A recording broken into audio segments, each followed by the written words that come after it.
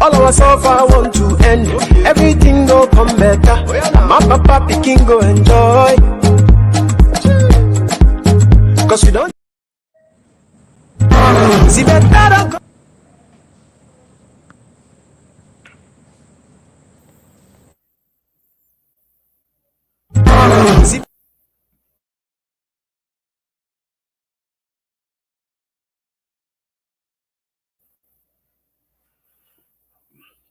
Hey guys, how you all doing? This is Mega Comrade. All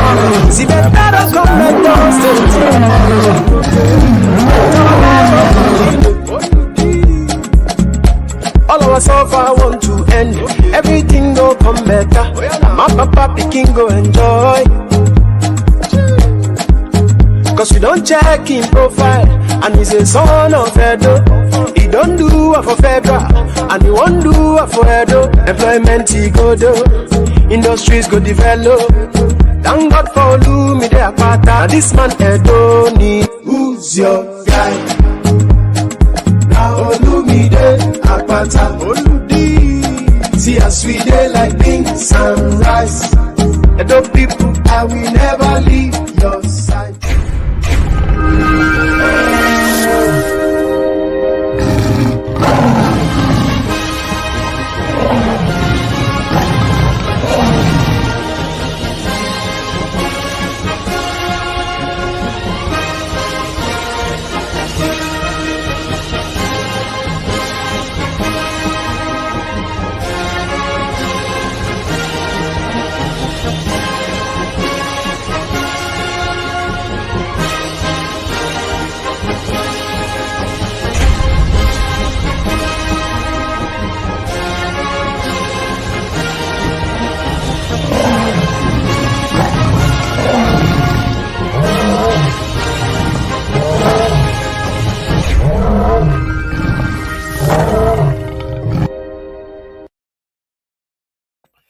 Yes, good day, brothers and sisters. This is Mega Comrade. Officer Clemente Ranomigo Edegbe broadcasting live from Dallas, Texas, United States. Today's date is Sunday, May 19, 2024. As you can see, we have our brother here, Edo son, no other than Barrister Olumide Osaigbovo Akpata, for the second time in PFN Situation Room. And that speaks a volume. You know, a lot of people are afraid of Situation Room, but our brother Olumide Akpata is not scared of anything. He's ready to take the bull by the horn. And he's a man that, you know, I like talk and do. When you say something, you do it. I don't like promise and fail. Most people that promise and fail, they always fail people. So that being said, without delay, let's bring in our brother Olumide Akpata. Hello. Good evening, Obota. Obota, tell me, how is everything? How is family? All good. We're all good and we thank God. How's it over there in Dallas? Yeah, Dallas is very good. The last time we spoke, we were on live. I was in Dubai. Yes. It's better today. I'm still in Benin. Still here in Benin. Okay. Talking about Benin, are you permanently residing in Benin or is because of the election? My residence has changed. I am now in Benin. Oh, okay. Okay, that's good. That's good. Okay. So, I think you might want to bring your laptop down a little bit. The whole world want to see you. They want to see their son. You know, they want to see complete, you know. So just push the head down a little bit. So, well, hey guys, how you all doing? I believe you all are ready for Olumide Akpata. Do we have a Labour Party people here? If you are here, make yourself present. Acknowledge yourself, you know. That's good. That's good. Okay, they are here already. I see them. So I need everyone to go ahead and share this video in any political platform, APC, PDP, ABGA. It don't matter what party you belong to. Just go ahead and share this video because anyone that make themselves available for the good people of Edo State to interrogate them, just like what Barrister Osaigbovo Oge said. He said, interrogate any candidate that want to be the governor of Edo State. Unfortunately, without thinking twice, we only have 2 people who have made themselves, 3 now. There's one doctor that came, who have made themselves available for the good people of Edo State, both home and diaspora, to be able to know what they have and the plan they have for them. Olumide Akpata, this is the 2nd time. So I want to applaud you for that, my brother. So let's start from where we stopped. Thank you very much. Thank you so much. Go ahead. No, I was just saying thank you very much. Yeah, go ahead and introduce yourself to audience that was not online the other day. New people are coming in, so plug yourself, brother. Go ahead. Thank you, Mega Comrade, and thank you. I think it's a great honor to be here again after such a very short break. We faced technical challenges the last time, and you're very kind to offer me another slot on your very, very, very popular program. And I'm grateful to be here. I'm Olumide Osaigbovo Akpata. I'm a lawyer. I'm a Bini man, Oviedohi.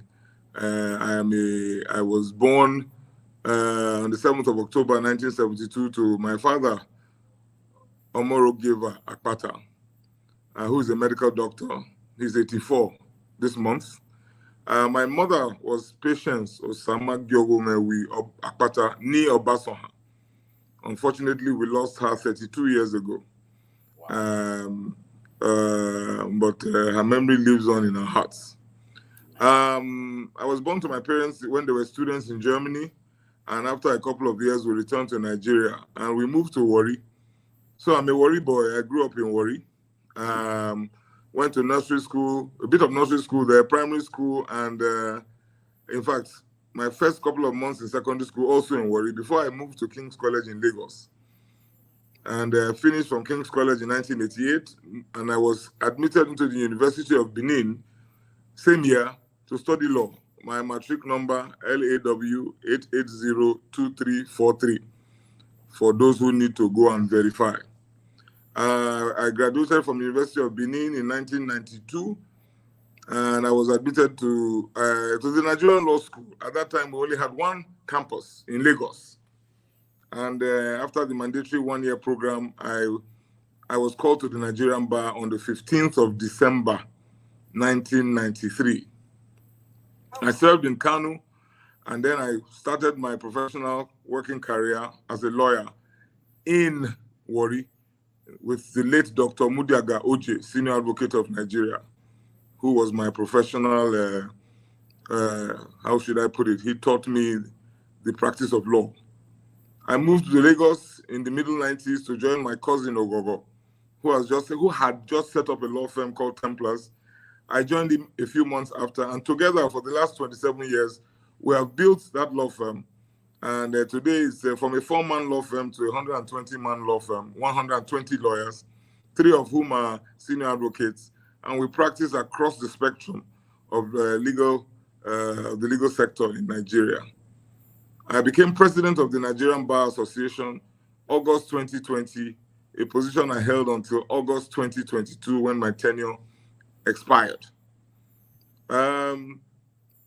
I decided to go back to legal practice, but not for very long, because I had to come out of my comfort zone to go into politics. I joined the Labour Party, and I decided to vie for the party's ticket in the upcoming elections in Edo State. And on the 23rd of February this year, I was fortunate to be selected by members of my party as the party's flag bearer in the elections that are upcoming. So essentially, that is my story. I am married. I am a Christian, been a member of the Redeemed Christian Church for the last 22 years. I have lived in Lagos for the last 27 years. However, with my present pursuits, I have relocated to Benin City where I live now. My family, because I thought I should just deal with this issue quickly, mega comrade, is the Akpata family. We belong to the wider Ogbebon family. Ancestrally, we are from Usen in Ovia Southwest local government. But in more recent times, we have taken up, we are from Ibiwe in Benin City. And so we are part of the Oredo local government now. That is my family. My grandfather, Chief Johnson Ogunleye Akpata, was the Oba Wonye of Benin. In 1939, he was made the Oba Wonye of Benin by the Oba of Benin. And it is that same Akpata family that produced my father's elder brother, Senator Chief Olu Akpata, who represented Bendel Central in the Senate in 1979 under the UPN platform. The same family that produced Chief Omotayo Akpata, who was the Ima of Benin until his death. He was Tayo Akpata, known to as Tayo Akpata to many. Also a Yoruba name, Omotayo, but a purebred, full Benin man. He died as the Ima of Benin. He was Commissioner of Education under General Ugbemudia and held many other positions until he died. That is the family I belong to. I'm proudly Benin, a proud and loyal subject of Omanoba Nedoku Apollo Ewari II Ogidigan, Oba Atokwe, a proud subject, and very identified strongly with the palace of the Oba of Benin. Indeed, I have been legal counsel to my Oba. I've had the privilege of advising him as a lawyer, and I've also served on a number of committees related to the palace activities. So, in a nutshell, that is who I am, mega comrade. Okay, God bless you. Fair enough. Like I always say, our reverend, respectful monarch do not involve in politics. I try to avoid people bringing into our traditional ruler into politics. Talking of working with our traditional institution, were you aware of this? An individual in Germany that were spreading all sorts of allegations against our reverend monarchy. Were you aware of that? In Germany, no, I was not. Do you want to give me more information? Yeah, no, the reason why I brought that in, because you talk about the legal representing our traditional institution. I don't want to go in detail. So that is why I brought in him, because there was a time last year or somewhere last 2 years, the whole Edo people know about it. The guy is still at large right now. So, and I'm shocked to see that we have an Edo son with an impeccable resume like you. I wonder why you were not involved in it, why they did not involve you. But that is a story for another day. I wondered too myself, but mega comrade, you know, I'm sure you have heard of, I'm just, in the course of reeling out my resume, I am very proud. Have you heard, the expression QC? In Nigeria, we call them SAN. In England, they used to call them QC. Now they call them KC because they have a king in England. What does KC mean? King's Counsel. So the British are very proud to call senior lawyers, respectable lawyers, King's Counsel. It's an award. So you can. So for me, as a Benin man who is a lawyer, I very proudly call myself King's Counsel. So that is just part of my resume, not politics. Okay, that's good. That's good. That's good. Because the same individual involved is in Germany, where you are a German citizen as well, born in Germany. No, I'm not. I was just born there. But regardless, you were born there. If you choose to take the passport right now, my daughter was born in Belgium. My daughter is in America, which is an American citizen. She was born in Belgium.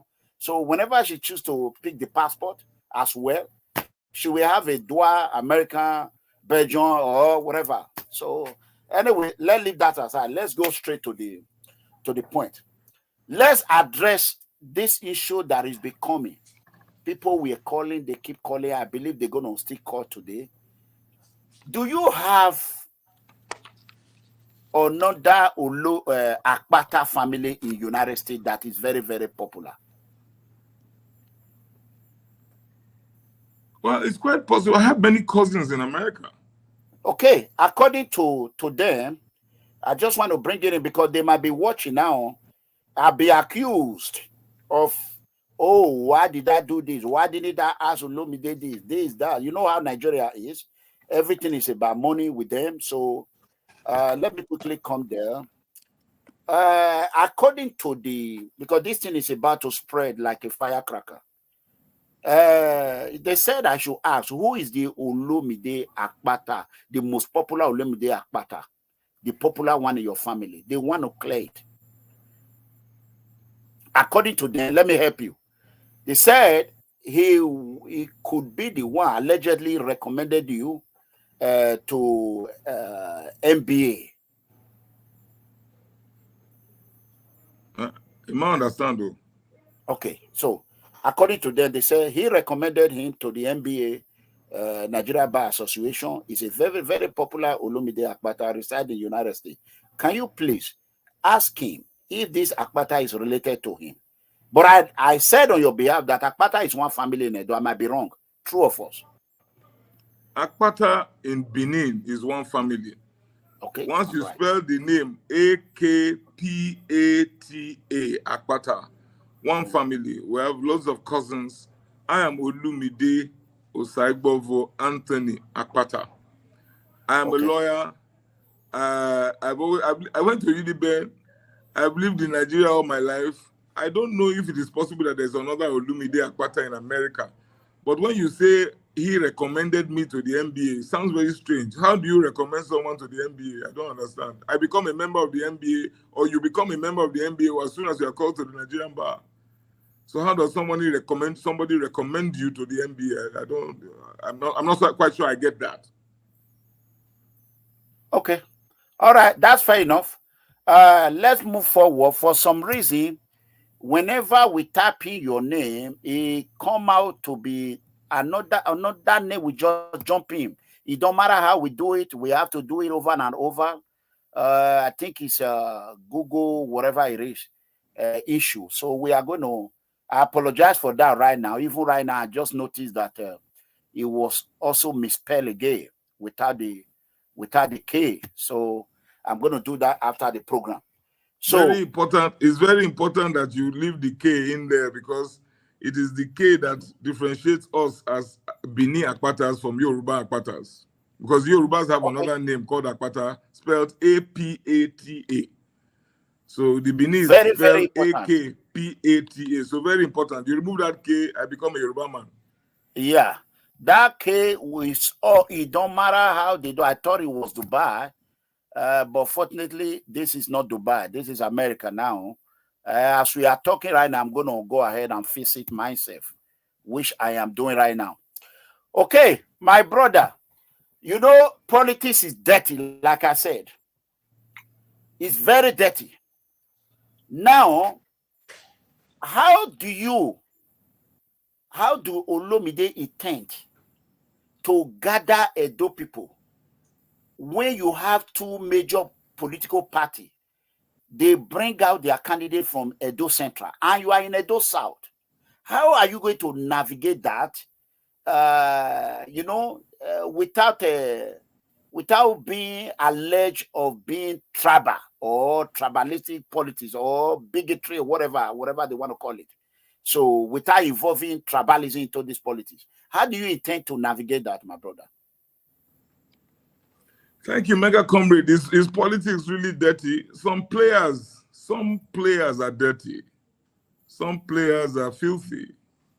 Politics is not dirty. Some people are dirty. So I think the challenge is to get dirty people out of politics so that politics can be cleaner, right? So that's the first thing I want to say. Secondly, I don't have a tribal bone in my body. I am simply running for office.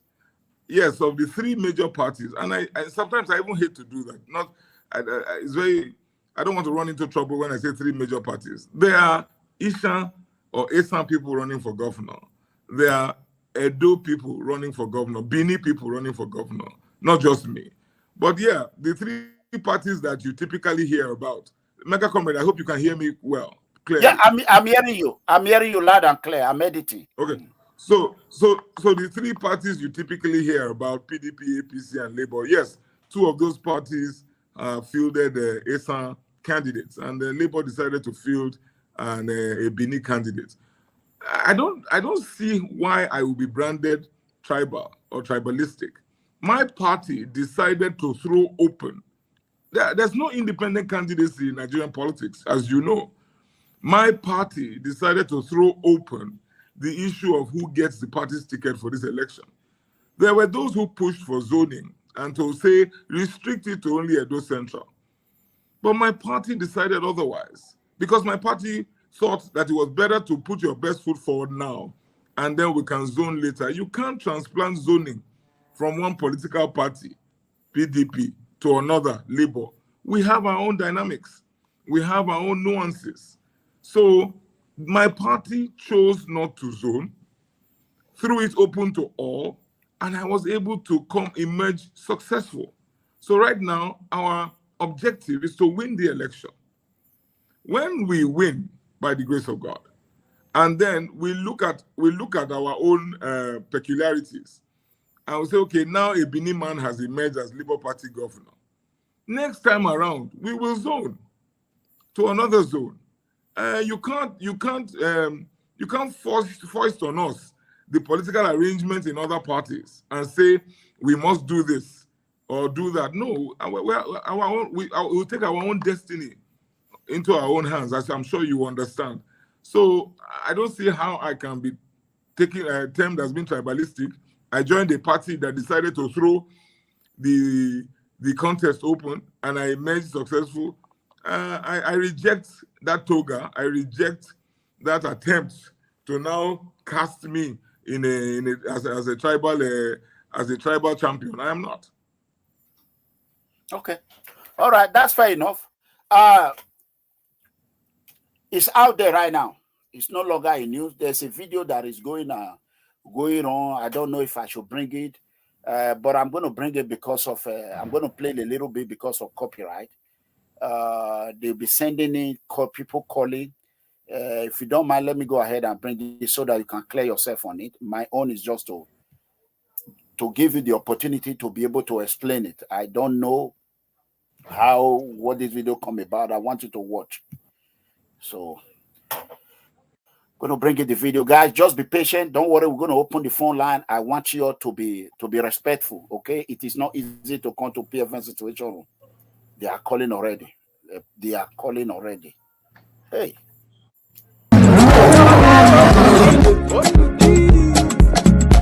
All of us. 1 minute, guys. Olumide is ready. Olumide is ready. Everything you press is Olumide in my system. I wonder why is it so. Barrister Akpata, what did you do to me? Hello, my brother. Who are you? Anything I process, anything, don't matter where I go. It's Akpata. Hello, guys. So I'm going to bring in the video right now. Hopefully the video is right here. Okay. Taking for he not reach you enter Labour Party. You see carry violence come. The big national chairman, Mahandulan, Nigerian police, Mahandulan, under your instruction, under your order, you come on for NBA with the wait, let's go. $Olu, he never do you rich, he never do you rich. You come on for NBA with the still manage give you me do president. Violence. These are lawyers at the annual general conference fighting for Barr. He not reach you enter Labour Party. You see carry violence come. The big national chairman, Mahandulan, Nigerian police, Mahandulan, under your instruction, under your order.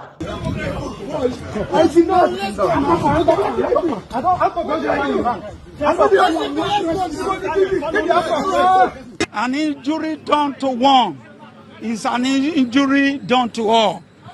We are hearing that Akpata is behind it. We know the matter now because we don't want to talk. That one not reach you. You call Uniben. You call Uniben. Oh, you Uniben students. You can't see they send your boys and your men. Maybe they man they bully students inside that school. That one not reach you. You not reach you. You can't bully them. You come out for there. You reach your party, Labour Party for Edo State. The youth chairman, you can't start another katakata with that one. That one now don't graduate from you state youth chairman, you don't become the state chairman of the party. You begin to send your boys, you don't factionalize Labour Party finish for the state. Yesterday around 4 p.m. they were here threatening us with guns, started shooting, harassing my mom. Early morning, this morning around 4 a.m. they were back again. They came back again. This is what they did. So Kenomusi's car, looking for the wife and the children. Oga, you are not do rich, abi. You not do rich. Though people will not go gree for this one. Who won't bring violence? Not people who want. Make everybody shine their eye. Olu deal, Olu dollar. Sorry, I'm trying to stop the video right there. Okay. Hello, my brother. I'm here. I think this is what you were, before you even go further, I think this is what you were trying to explain to me last time, right? Concerning about the Uniben. I have not watched the video. This is the first time watching it. Did you see No, the full it's video? not just Uniben now. If you listen to that video that you just played, which I have listened to myself before, okay, it's not just Uniben. Anybody if you talk with it, they want to talk. I wish the guy if he come out show his face now. It's only a coward who hides behind the video and does not show his face. Fear not let him come and make it come tell me to my face saying, "Let me do this one, let me do that." All the violence in Nigerian politics now. Look at Akpata Kosa. That's an utter rubbish now. I wish the individual would show his face, come out, say, "Oh, Luna, do this." Every violence in Nigerian politics he has ascribed to me. Number one, apart from Uniben, he say, I cause violence for Nigerian Bar Association. He said, "Nami cause violence for Nigeria Bar Association." The day when they go collect bag for our last conference, well, 2 conferences ago, and there was a stampede. Now look at Akpata Kosa. He said, "Nami cause violence." Say, "Nami go tell police, Nigerian police force." Say, "Nami tell Nigerian police to go arrest Abure, the national chairman of a party." Are you aware that Abure was arrested for attempted murder? He said, "Nami Kosa." Oh, wow. You didn't realize that arrest on that particular day was for attempted murder on a petition written by Anselm Eragbe of the Lamidi Papa faction of the Labour Party, who accused Julius Abure, our national chairman, Kelly Ogbaloy, our state chairman, and this same Omusi, youth leader, of attacking him in December. A video that went viral all over the world, where the individual was beaten up mercilessly. And the Omusi guy's picture was actually, his face was captured in the video. And the Nigerian police arrested the 3 of them, and Akpata and one. Of course, it suited that should be a political. It's all right. No, Mega Comrade Lahore, give me the opportunity. Okay, go ahead. It suited Ken Nimaso at that time because our primaries were only 2 days away. It suited him when he saw television cameras to run in front of TV camera to say this must be Akpata. Meanwhile, I was in faraway Umuahia meeting with Governor Oti on that particular day. And when I returned to Benin the next day, I went to the AIG's office myself to bail our state chairman, myself. I went to bail him. Go and look at the records at the AIA Zone 5. That Abure had been released at 2 a.m. At about 11 a.m., I went direct to the zonal Zone 5 and I took Ogbaloy out on bail on that particular day. Uniben, I told you what happened in Uniben. Violence, when it is the students in question, aided and abetted by some touts or hoodlums from town, who attacked the Uniben students' senior staff club and used an axe and butchered the teacher. That one I will Akpata too. Dr. Presley Osaigbovo Akpata, attacked there by students. That one I will Akpata too. When we know those who are behind all of this. The same people who have sent this individual to go and do that silly video. We know the people who are behind it. Using young children in university for their own political motives. Now, Those children are running the risk of being expelled in their final year. The Uniben Disciplinary Council or Disciplinary Panel has recommended the expulsion of those students. I, Olumide Akpata, I am now begging the school authorities and ASU, pleading with them to temper justice with mercy. Meanwhile, the guy saying, "I me they cause violence." Who be fool? Who be fool? Tell them make it come outside, make it talk out. Then we begin to expose those who are behind violence in Edo politics. Now me, they snatch ballot box for election. They beat people for polling units. Now me, they use their boys to they shoot on election day so that people will not come out. You not call that one now. Now Olumide Akpata, na me now.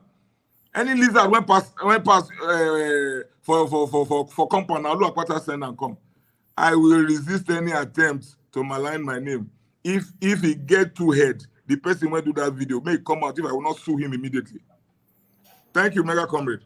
Okay, God bless you. The reason why I answered no, because a lot of people are going to talk about it. I have never seen, I think this is the first time I'm seeing Olumide Akpata in politics. I might be wrong. So that is why I answer no, because we know the political gladiators in Edo, those that are creating problem, who are political problem maker, we know them. So that is the reason you see me, I answered no. So I'm not trying to protect him or defend him. So I've never seen him. So I have to be honest. This program right now is completely 100% independent. It doesn't matter wherever party or whoever I belong to. This is independent. I want you to know that. So because me, I am a victim of blackmailing all the time. So whenever they blackmail me, I come out, I say the truth. The truth will always set you free. That is why I gave him the opportunity. I don't want people to be, oh, Iranomigo, yeah, we'll be doing this. They calling on that program, say, Iranomigo, Olumide, don't give him this, don't give him that. He's right here now. Mr. Akpata, I'm sorry to ask this. Have I asked you 1 naira? 1 naira? Of course not, Mega Comrade, but you know, people will continue to say what they want to say. You and I have not even met physically. We have not met. Zero. I am glad to be on your show.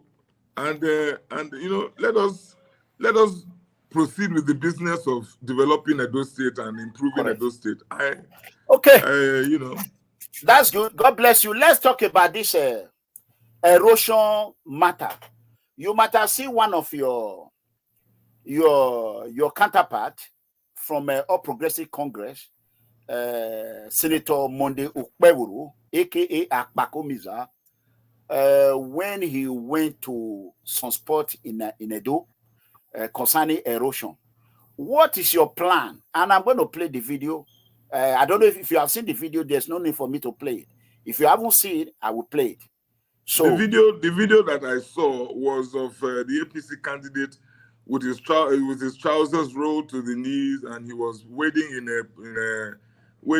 some pool of water.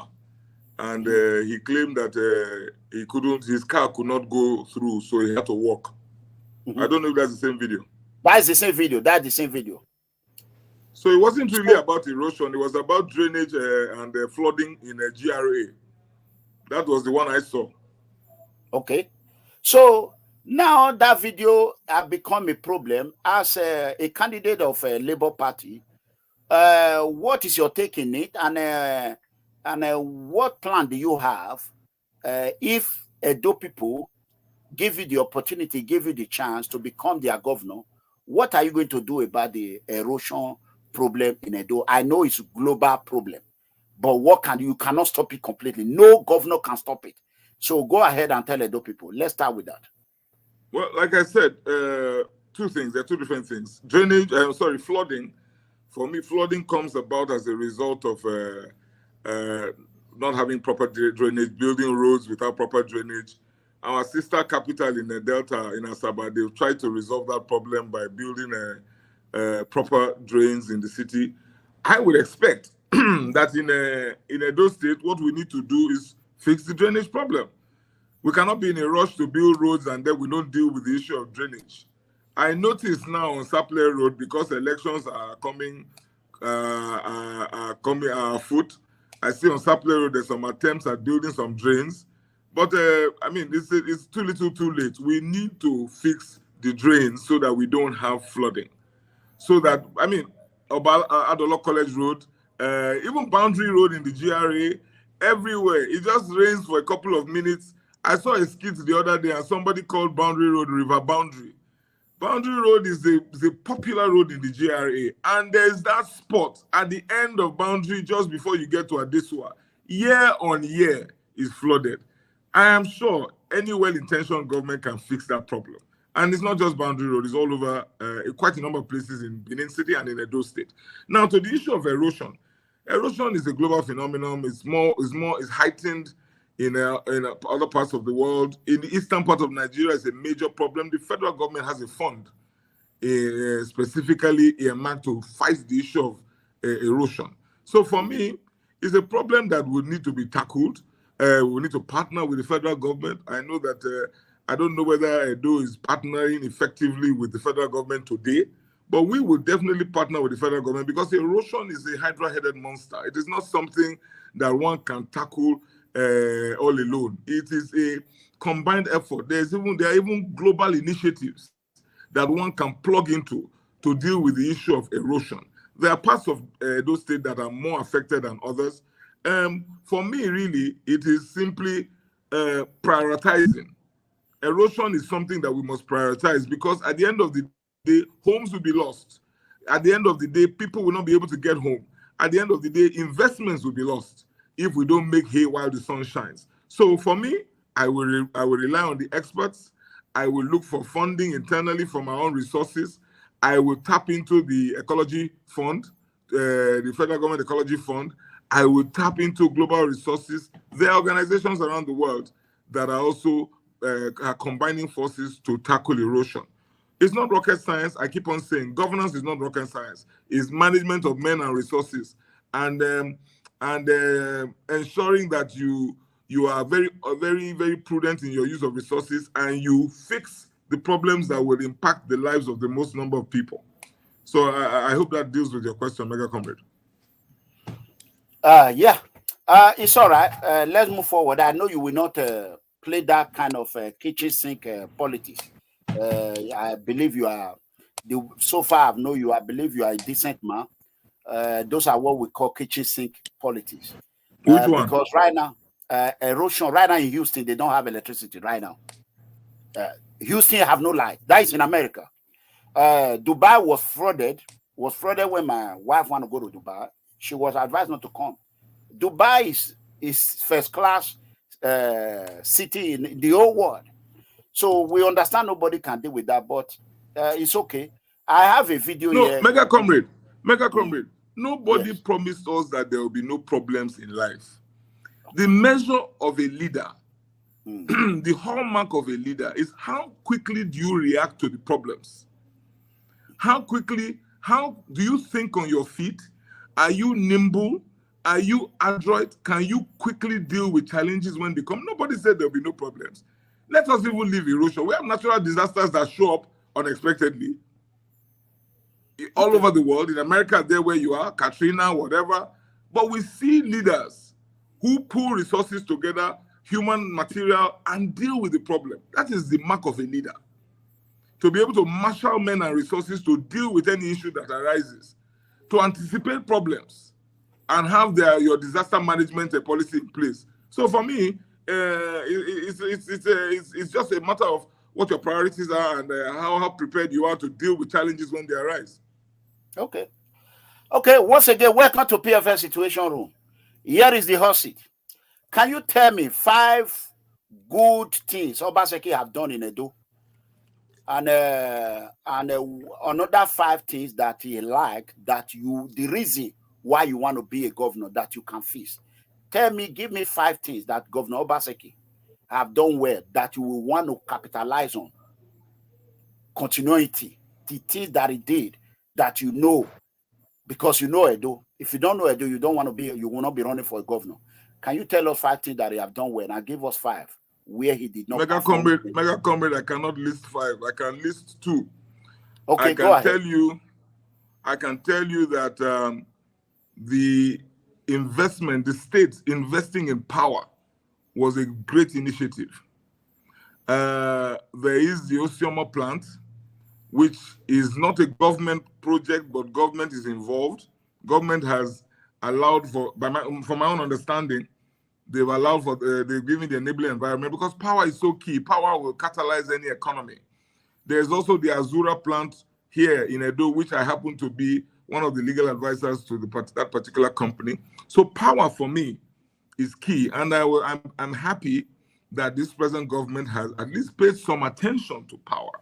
So you can be sure that I will build on anything that they have done regarding power. And thankfully, Constitution of our country has been amended now to allow the states to directly intervene in that sector. So that makes life even easier for the subnationals. So you can be sure that whatever the current administration has done in that sector, I will build upon. So for me, power is key. I recently met a gentleman who is working on because let me put the second issue as a blanket, that ability to attract investment to Edo. I'm happy about that. So I met a gentleman who has just put up a floating an LNG plant somewhere outside, somewhere I think close to Olobo. I'm not so sure the location. I was very excited to hear about that. If Edo has an LNG plant, I also know that there's my big brother Michael Sime has what they call the Edo refinery.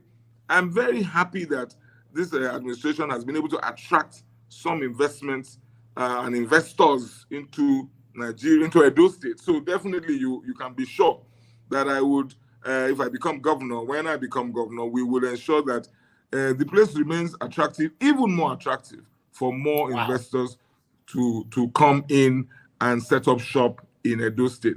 I would like them to invest in areas that will impact the people more, that would improve the economy of our citizens, that will provide more jobs for our people.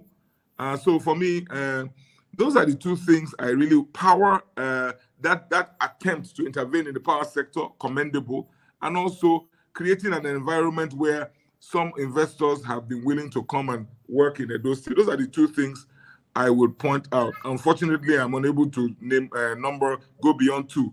But maybe you can, maybe others will. But I really can't see anything else worth mentioning. Okay, I commend you for that because go ahead. You asked me to name 5 things. 5 things that I would do as governor. I don't know if that's what. Yeah, what I asked you, I said you should name 5 good things that is going to be, if Edo people give you the opportunity to serve them, that will be a continuity. Good thing Obaseki have done. Then you said you can name 2, but you were able to name 3, which I applaud you for. Then I also give me 5 things that you see where Obaseki is be struggling, that you can strengthen. Because continuity of government is very important. Because if you look at the water storm project, because of the crisis APC they were having, they were unable to bring themselves together and solve the problem. Now the money Edo people spent on that project went down the drain. So we want a government that will come, that will continue from where you made a mistake, they will correct it. So can you tell us 5 things that you know Akpata, this is what Akpata will do. This is how it will enhance this project that the government is currently doing. Or this is my new project in Edo. We want to know why. Sorry about that. We have electricity failure there. I believe so. Yeah, but you can see me, right? We can see you very good. Go ahead. That is the life we live in Nigeria. I understand. Yeah, we're changing power source. Okay. So 5 areas that I think require urgent attention in Edo State. And you're correct. Government is a continuum, mega comrade. The Americans say if it ain't broke, don't fix it. So you're not going to see me trying to start from scratch in every sector.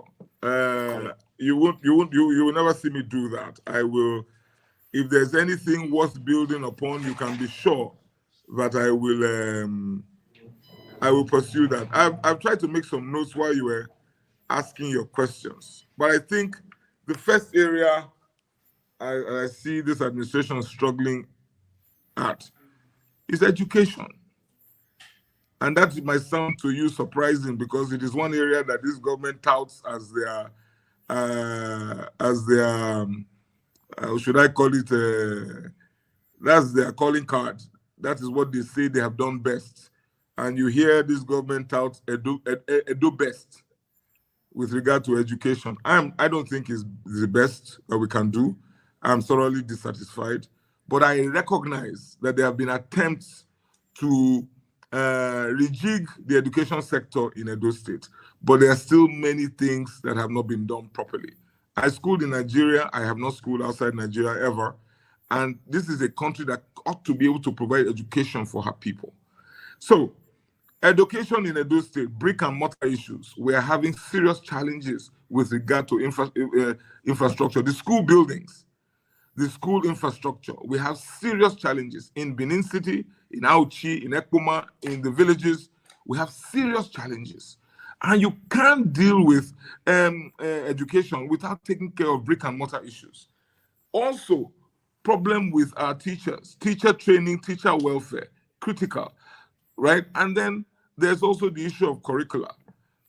I am very concerned that we are not training our children to be able to compete in the world that we live in. Then there's the issue of the Ambrose Ali University that is a shadow of his former self, with faculties being losing accreditation, and the school almost going to the dogs. For me, education, if this current administration and its operators will be honest with themselves, is something that is begging for attention. Healthcare, number two, mega comrade, is one area that I think that we will have to do more. This government said to us that they will be building one primary healthcare center per local government. I cannot confirm to you that this exists. I may be wrong, but even at that, it is too little. We need a healthcare center in every ward. Primary healthcare center goes to the heart of healthcare delivery in any country. Health is a human right. I think not enough attention has been paid to the issue of health. I think not enough effort has been put into dealing with the issue of health. I'm happy to report to you we have power. We now have power again. Not enough attention has been paid to the issue of health. From the point of view of healthcare infrastructure, training of healthcare personnel, if you don't have a healthy workforce, your greatest resource are your people. Your human capital are your people, are your greatest resource, and they must be healthy. They must be healthy. I don't think enough attention has been paid to healthcare by this government, despite their claims to the contrary. Road infrastructure is number three, mega comrade. Road infrastructure. If this economy is to move, the people must be mobile. The people must be able to move from point A to point B. Correct. I don't care how expensive you say road is. You just can't, road construction is, you can't do without it. And I always mention what I consider to be one of the lowest points of this administration, I think, was when they began to hoist billboards or signboards around the state saying to your people, please bear with us, this is a federal road. What a disgrace. It was utterly, utterly disgraceful. It is an abdication of duty, dereliction of duty. I think that we must pay attention to road infrastructure.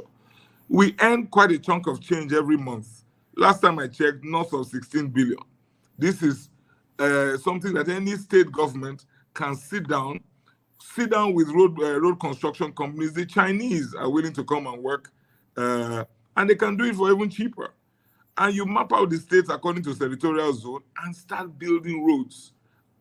There is no way we can survive. I don't know when last you came home, mega comrade. Attempt to travel to Auchi from Benin. Just attempt to travel to Auchi from Benin. Or why they talk, that one too far. Go Aduawa, go greet person for Benin, then you know what I'm talking about. It would appear that there's an absence of government.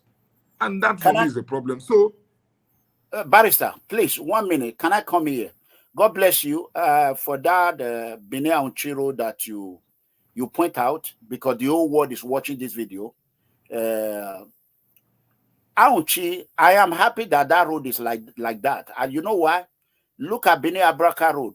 Since 1979, no government of PDP or APC have touched that place. A lot of innocent Orion life have been lost. So now I see all your counterpart, Okwe will cry about Aunchi. He's not worrying about the people living in Orion. Oil producing local government, the largest oil gas reserve in the whole West Africa. They have nothing to show for it. So I am happy. I want to bring that attention to you. No one knows tomorrow, so that you will know that that of Aunchi is just a peanut compared to Orion, where I hail from. So go ahead, sir. I agree with you. In the course of running for my party's ticket, I went around those states 3 times, all 18 local governments, and it was just an eyesore. Any government that I lead would deal with road infrastructure, but you know, I mention Auchi not because I come from Auchi or because I'm being sectional. You know that road is actually a major artery.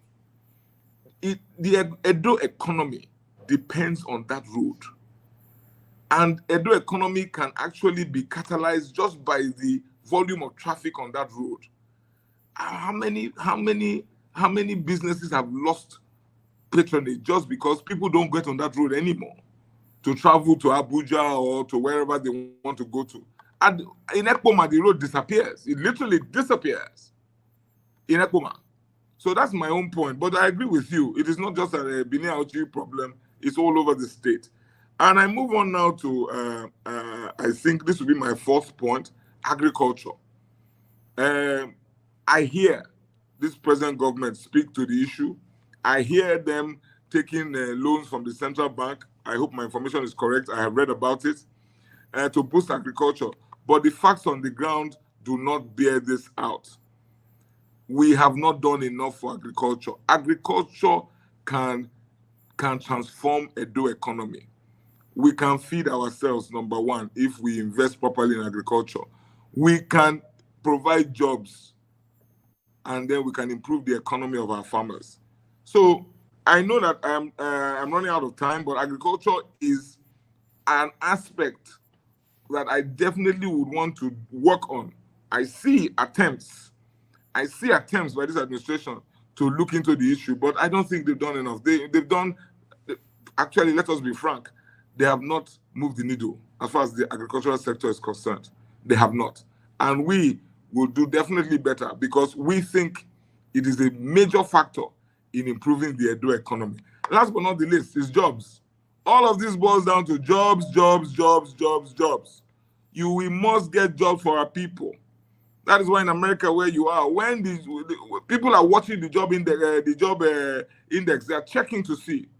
It is a newsworthy item when we hear that X number of jobs have been created, because that means that individuals are able to earn a livelihood. So job creation is tied to these other sectors.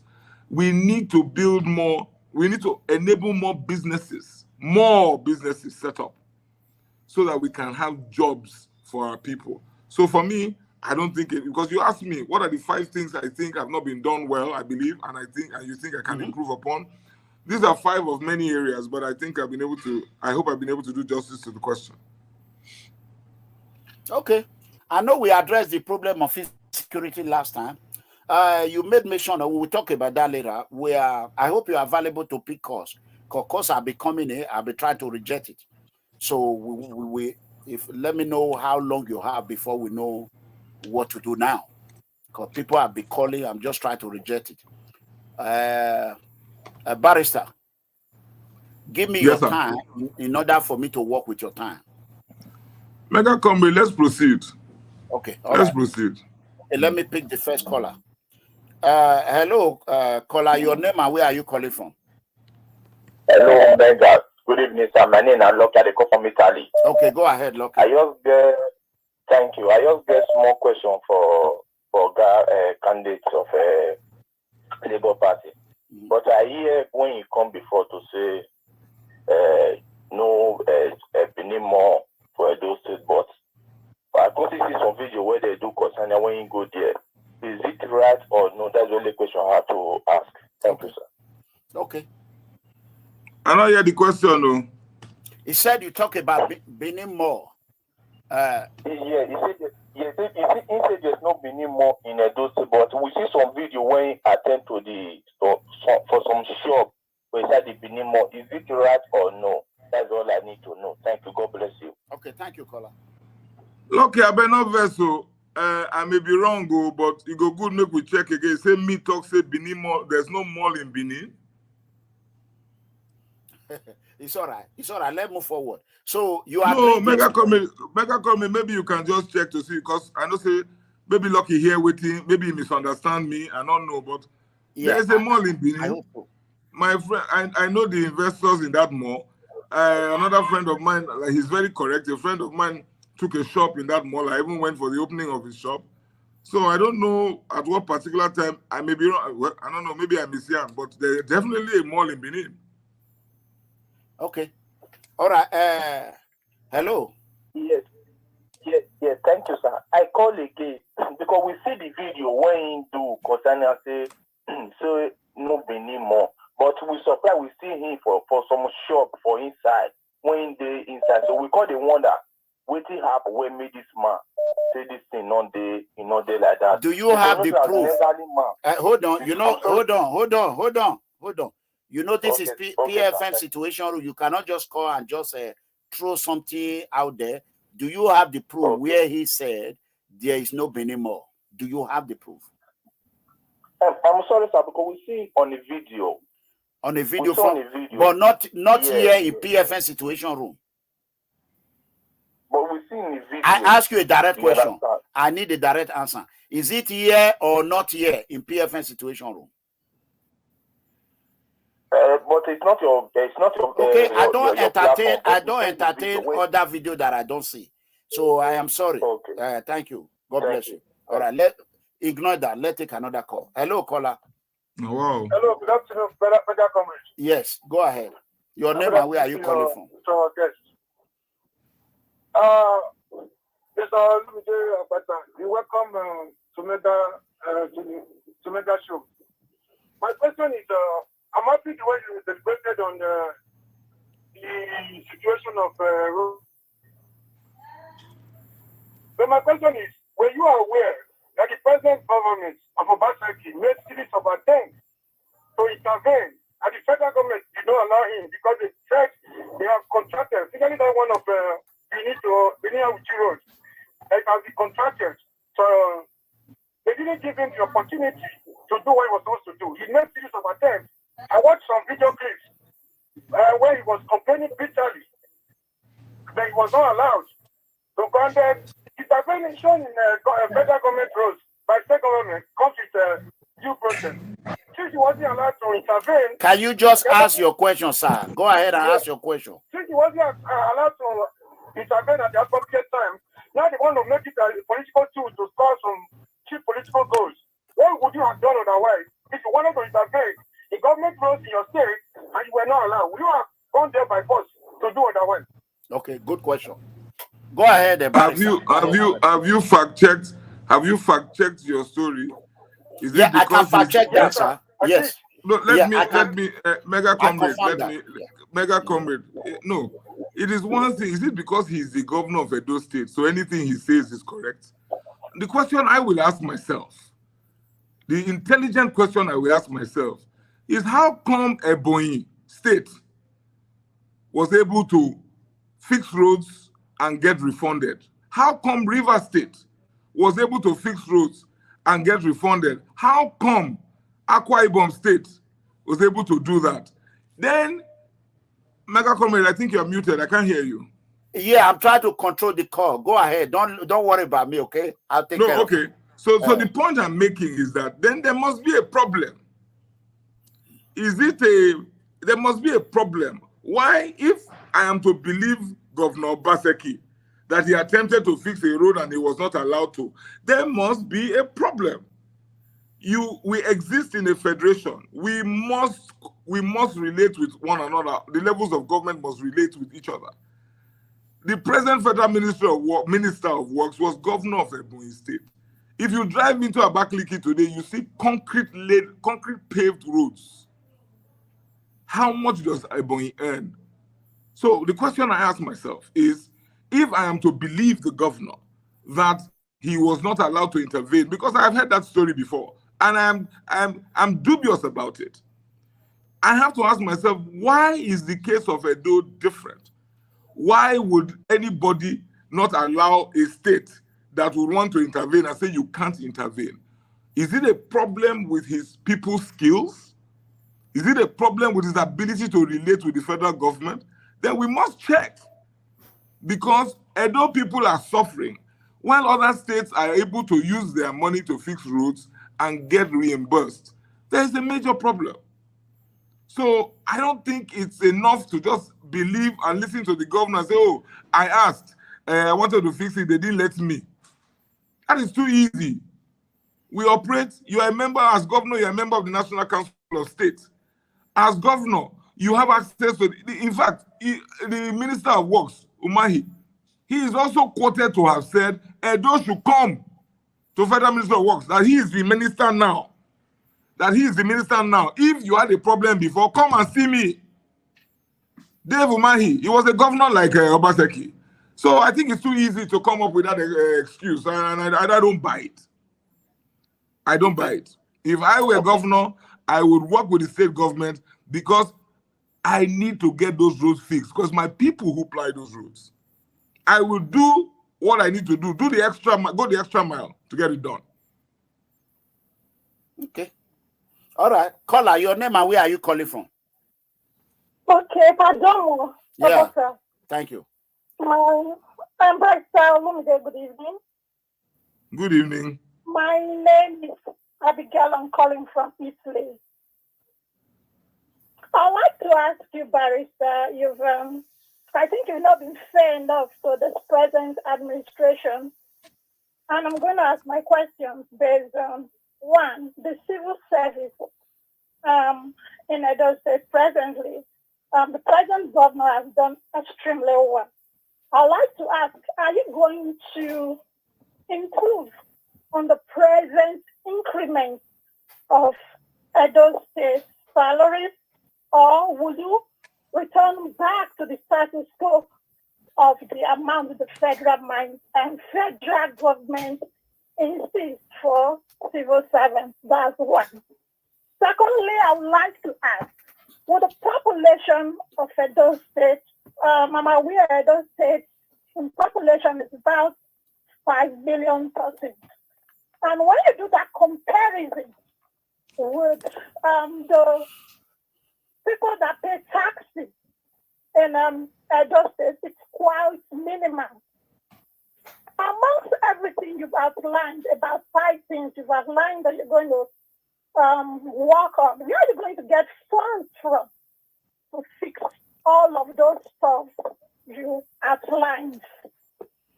Okay. Then concerning agriculture, you said you read, meaning you're not going to verify. I think as a candidate, that isn't fair. You ought to verify and to be able to say, oh yes, I went, I checked, and I can say boldly that agriculture has not been improved upon. You said you read, and so I'm not going to buy that, because although I haven't visited, I'm in Italy, but from my findings, this present government has done a lot when it comes to terms of agriculture. These are my questions. Are you going to get funds, and are you going to retain the present civil servant salary? God bless you. Okay. All right. Thank you. Go ahead, Barrister. Thank you, Abigail. Thank you, Abigail. I hope you're doing good in Italy. First and foremost, when you say I'm not being fair to the government, well, I don't know whether it's my job to be fair to the government. I think it's my job as a citizen to put their feet to the fire. It is my job as a citizen to extract from them all that they need to do for me as an Edo State citizen. It's not my job to be fair to them. So 70,000 naira, you say he has done, this government has done well for the civil service. I'm happy to hear that. I'm happy to hear that. That is your view, Abigail. I can tell you, I have cousins, friends who work in the Edo State Civil Service. The feedback is not the same. But I'm not going to turn this into a debate on what is going on in the civil service. Now, 70,000 naira, fantastic. I'm so glad that the governor has decided to increase wages to 70,000, minimum wage to 70,000. I'm just a little bit concerned that he's doing it 7 months before or 6 months before he leaves office. And I'm wondering whether he has crunched the numbers effectively to see whether or not it is affordable. I'm wondering whether this is not a political gimmick and that you increase salaries to 70,000 at the twilight of your administration. I would love, I don't pay anybody in my staff 70,000 naira. So it's not even enough, right? I don't pay anybody on my staff 70,000, so it's not even enough. However, sitting here, I would ensure that members of the Edo State Civil Service are paid living wages. We will ensure first charge on what we earn must go to the payment of our workers. So I want to believe that Godwin Obaseki, being an economist himself, has crunched the numbers and that it is affordable. And so when I get there, I would make sure, I would like to even improve upon it, right? Because 70,000 naira in today's Nigeria really does not do anything for anybody anyways. So you asked me, will I reduce it? Of course, I don't want to do that. I would never want to do that. Instead, I will look for ways of improving upon it. But I just don't want to also buy hook, line, and sinker because it's election season and somebody increases wages and they say God win. I don't buy it. You know, I just think that it's too convenient. 7 months to exit. I do hope that there's a plan for sustainability. You also mentioned the issue of agriculture, and you mentioned something about before I talk about, you talked about agriculture and something about me not fact-checking something. I'm not so sure what you mean. I said what I was referring to was that I understand that this government has drawn down, there's something, the central bank has a scheme or a fund for states who are participating in the agricultural sector. I understand that they have drawn down from that fund. They have obtained money from that fund. So I was saying to you, I understand that they've done that, but I am a lawyer, so I read it in the papers. But because I don't have a copy of the loan agreement, I cannot. I'm a lawyer. I cannot tell you. I must put a caveat. There to say I have not seen the agreement, or I have not gone to check. If going to check would mean I have to go to central bank or go. I haven't done that, but I've read in the pages of newspaper that the Edo State government has participated in that fund. That's good enough for me, but I must give you the caveat so that it is clear that I'm giving you reported information, which is not a bad thing because there are many sources of information out there, and we're in the information age that we live in. We are free to pick the ones that we consider to be credible. So that is the issue of agriculture. I hope I've responded to that. Now, you say, how do I want to do all that I plan to do? Because we have X number of people, not many pay tax, and so on and so forth. But Abigail, we earn 16 billion, thereabout, as a state, thereabout. That's a lot of money. It might not be enough. Money is never enough, but it's a lot of money, right? And this is money we earn from federal allocation, internally generated revenue, and the like. You and I know that if you have that kind of money, you can also attract credit. And indeed, this particular government has been borrowing. And the last time I checked, our debt profile has ballooned to somewhere north of 550 billion naira. So when you have an income profile like that, you can attract credit. So when I roll out, or I said to the comrade, the areas I would like to work on, I have at the back of my mind my reality. How much can the state earn, or does the state earn, and how much can it attract, one, from development partners? How much can it attract from the private sector? I have no problem with borrowing. The only problem I have with borrowing is, what do you use the money for? If you borrow and you use it for sectors that can give you returns and so you can pay your debt, that's fine. But if you use it for highfalutin projects that will have, firstly, no bearing on the lives of the people, and secondly, does not have a sustainable means for repayment, I have a problem with that. So I think the state for now earns enough for me to even begin to work while we think of ways. Government, I have said, government can be an investor also. So government can also earn more money to add to this 16 or so billion, so that we can do the things that we say we want to do in agriculture, education, healthcare. Even those are people in the diaspora. They want to partner with the state. They want to help out. I went to a school in Ewato, close to Obiaja, and I went to help renovate the school after seeing the sorry state that the school was in. There are many people like me who are willing. Government just needs to harness this goodwill and then get people to work with you.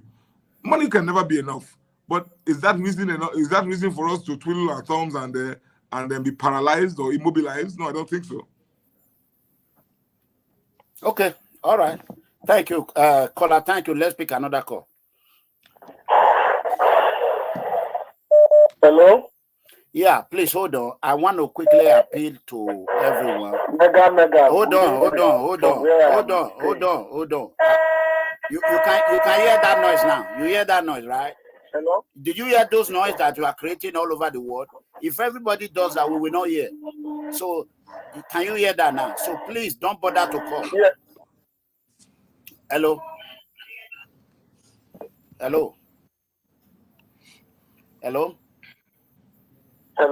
Yes. Your name and where are you calling from? Okay, this is Kevin calling from Edo State. Okay, go ahead, Kevin from Edo State. Okay, I want to thank you. I want to thank the Labour Party candidate. Please, Mega, I think you are the interviewer here. You should allow this man to talk. Stop defending the PDP candidate. This is an independent platform, according to you. Hold on. Stop. Okay. Defending who? Okay. Yeah, from the look of things, we are watching you now. If you are what? You are the hold on, Kevin. Kevin. I know you. Do I know you? I don't know you. You know me. That have always been your job. When I was supporting Agba, you come with this, follow Dennis, do this. That is have always been about. Hold on. Remember, you are not going to finish because you cannot spread your propaganda. Let me tell you. If you continue like this, I will put your number on a watch number. Because all you do, you come here, you create. That is better. But okay, I appreciate it. Let me pick another call. Nobody have talked about PDP governor. Have anybody heard about? I swear you go down low. Akpata, have you heard about it? I think he said something like you are defending the PDP government, but no, I have not heard that on this program today. Can you? Hello? Yeah, go ahead. Yes, go ahead. Good evening, sir. Yeah, good evening. Sorry, sir. Good evening, Mr. Akpata. Go ahead. Good evening, sir. Hello? Go ahead. We can hear you. Please, I just have a few questions to ask. Okay. Please. Are you going to work the way Abia State Governor is working? That is only my question.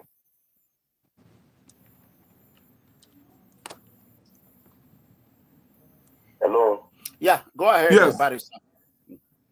I didn't get your name though, but good evening. Am I going to work the way Alex Oti, His Excellency, is working in Abia? I don't really know in the weather or Oti. I know. His name is Alex Oti. Yes. Well, we belong to the same. We belong to the same party. We share the same ideals. Yes. You can be sure that. Firstly, I would. He's pushing for lean government. He's pushing for reducing unnecessary government expenditure. I definitely would do that. I believe that the cost of government is one of the problems that we have. He is pushing to provide better road infrastructure in Abia State. He is not giving excuses about which road is federal or not federal. Definitely, I would do that. He's pushing. He's pushing. Okay, he has been able to commission. Me, I will personally vote for you, sir, because I would like you to work the way the man is doing your state, so that those states will see change. Because there's nothing going on in those states. If you say something about Obaseki, people will come out and be insulting you and say all sorts of things, and you are just saying the truth. How will you say that federal road cannot do anything? It's a federal road cannot do anything, but other governors, they are doing it in their own state. So there's no problem. All right, by the grace of God, we will be our next governor. Amen. All right, let's pick another call. Thank you, caller. Hello. Hello. Hello.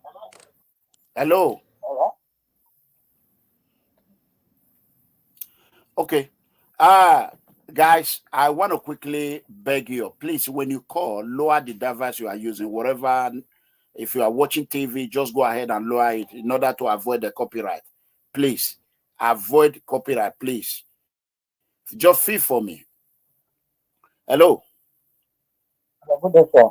Yeah, can you speak louder? Good day, sir. I'm calling from France. Okay, your name? My name is Frank. Okay, Frank from France. Okay, go ahead. Yeah, I want to appreciate the Labour Party candidate. So I just want to ask you just a few questions. So for the party now, like what the guy asked now, if by God grace he emerge as a governor, you take like lack of Abia State governor the way he's doing a good work.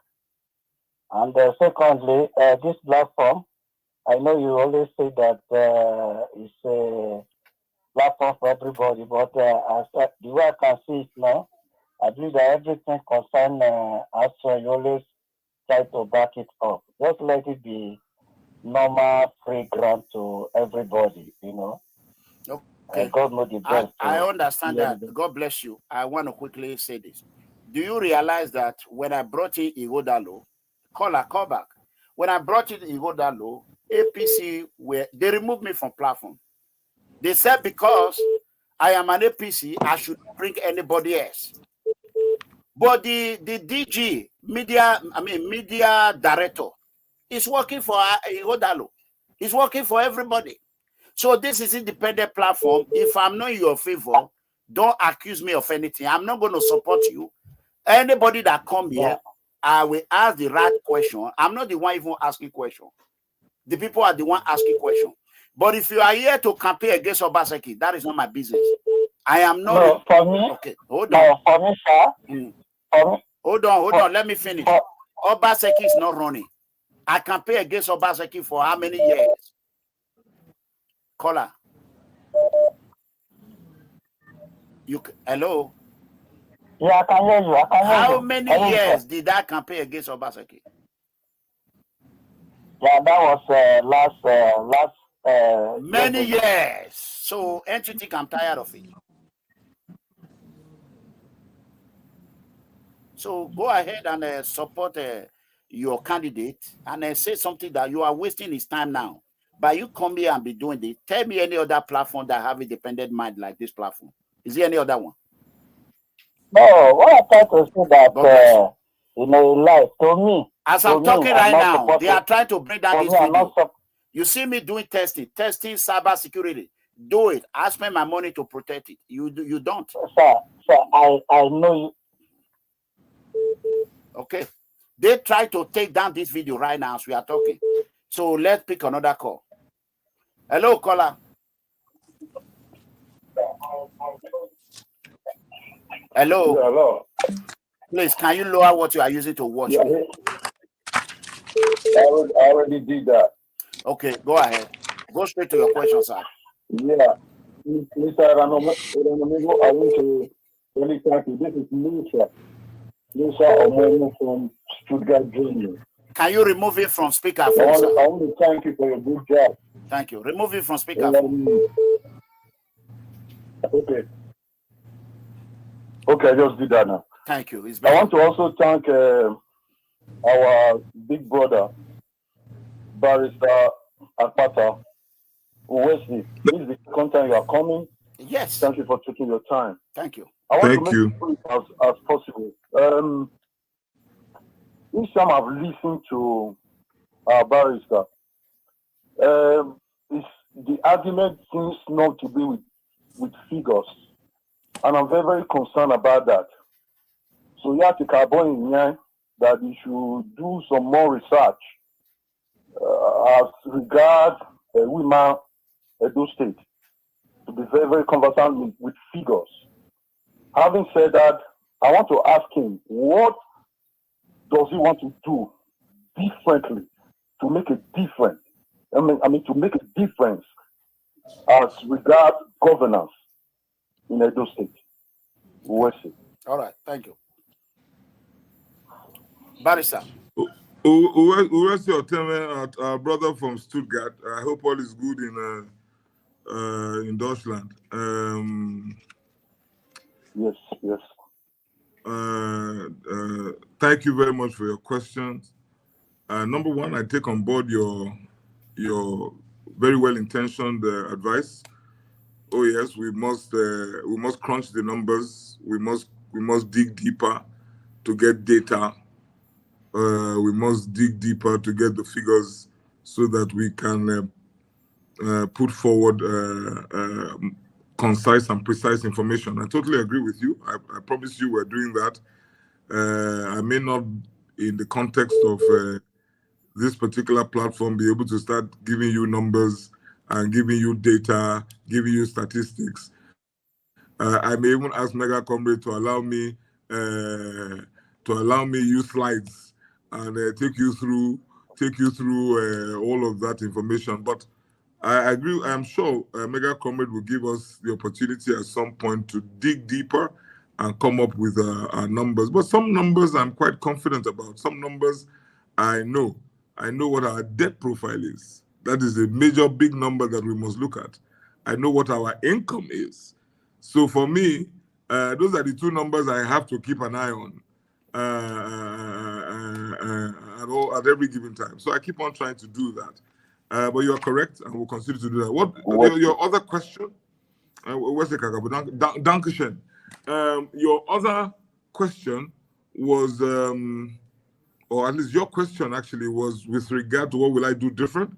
I said, I think I answered this in the previous outing. I will be compassionate.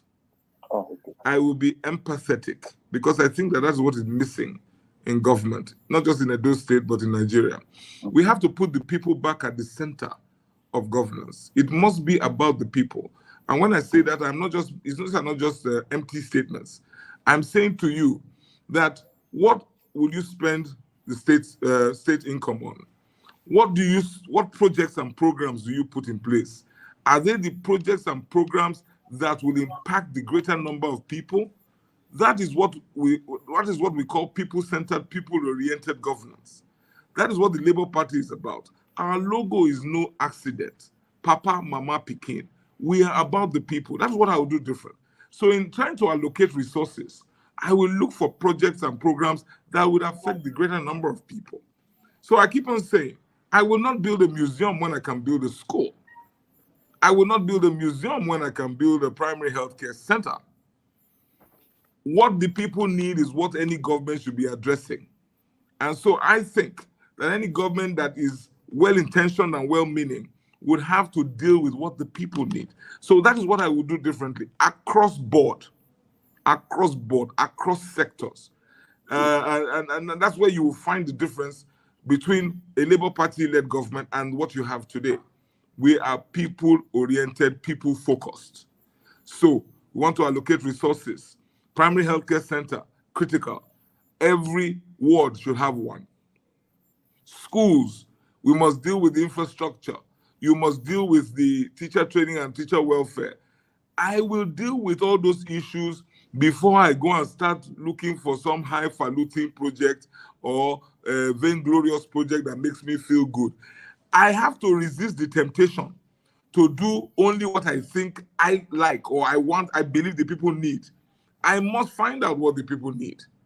So, my dear brother from Stuttgart, that is what I would do differently. Thank you so much for that answer. All right. All right. I wish you all the best. Mr. Adanomedo, please keep on with the good job. Thank you. Bye-bye. Bye-bye. Hello, caller. Your name and where are you calling from? Good evening. Yeah, please. Hello. Yes. Hold on. I want to appeal to you again. Please, whenever you are calling, lower the device you are using. I keep repeating this. We don't want this video because people that try to drop this video, they're going to use it as a copyright. Me and Barrister Akpata have spent and suffered here to make this video possible. We don't want, because of one call, copyright will not be making it. People will not be able to access the video. Please, go ahead. Your name and where are you calling from? I'm Julius. I'm calling from Italy. Okay, go ahead. So, those people are really doing a good job there. Good evening, me, Barrister Akpata. Julius, good evening. How are you doing? Can you hear me? I can hear you, Julius. Good evening. When you become the governor of Edo State, what are you going to do about the revenue collection process? That is about the Agberuism. Are you going to go back to Agberuism? All those people, collecting tax somehow, disturbing the market and every other. How are you going to tackle it? That is what I just want to hear from you. Thank you. All right. Thank you, Julius. I hope all is well in Italy. And I wish you well. There's no going back. They're not they live life, go back now. I go, who not like better thing? Technology has come to deal with all of these issues. Automation of all of these processes increases revenue, allows you to see your money, it blocks leakages. So there's no way any government that I run will now go back to less than efficient means of revenue collection. Technology is the way forward. We will use technology to increase our ability to raise revenue, and you can take that to the bank. I would not be a slave to any kind of politics that would make me dial the clock backwards and then go and appease certain people because I want re-election. No, I want to assure you that we will focus on that. The term, when you give me one term, I'll focus on it. And if I do well enough, you give me another term. I will not do anything of the sort. We will automate, we will improve on the usage of technology for revenue generation and revenue collection. Okay. All right. Thank you, caller. We're going to pick another call. Thank you. Hello. Grazie. Yeah, hello. Hello. Yes, your name and where are you calling from? Please speak louder. Okay. I'm calling from New York. Okay. My name is... Go ahead. Okay, so my question is going to be two questions. One question is, Mr. Akpata, thank you so much for coming. My question is going to be very direct. The first question is, since 1999 or so, since we have been having governors, none of them has had any monumental project, none. Oshomole don't have, Lucky failed, Oshomole failed. My own uncle has failed. He has ruled for 8 years now. He has no monumental project. Now he's wanting to get a monumental project, which is to map the state. That is a monumental project that is going to count in his name. How these people don't have advisors that tell them monumental project that is going to last a lifetime is the problem. So what monumental project that is going to help the people, one, that you have or that you want to bring. There's railway, those kind of projects. There's Gene Seaport. You are a lawyer. How do you draw that? Because people are saying Lagos is the one stopping it. Lagos don't want us to have it. How do you bring it? Secondly is the area of mineral resources. Edo State has a lot of mineral resources. You already know that we have the highest gas reserve in the state or in Africa. How do you bring, not in the state, Orion local government. Good.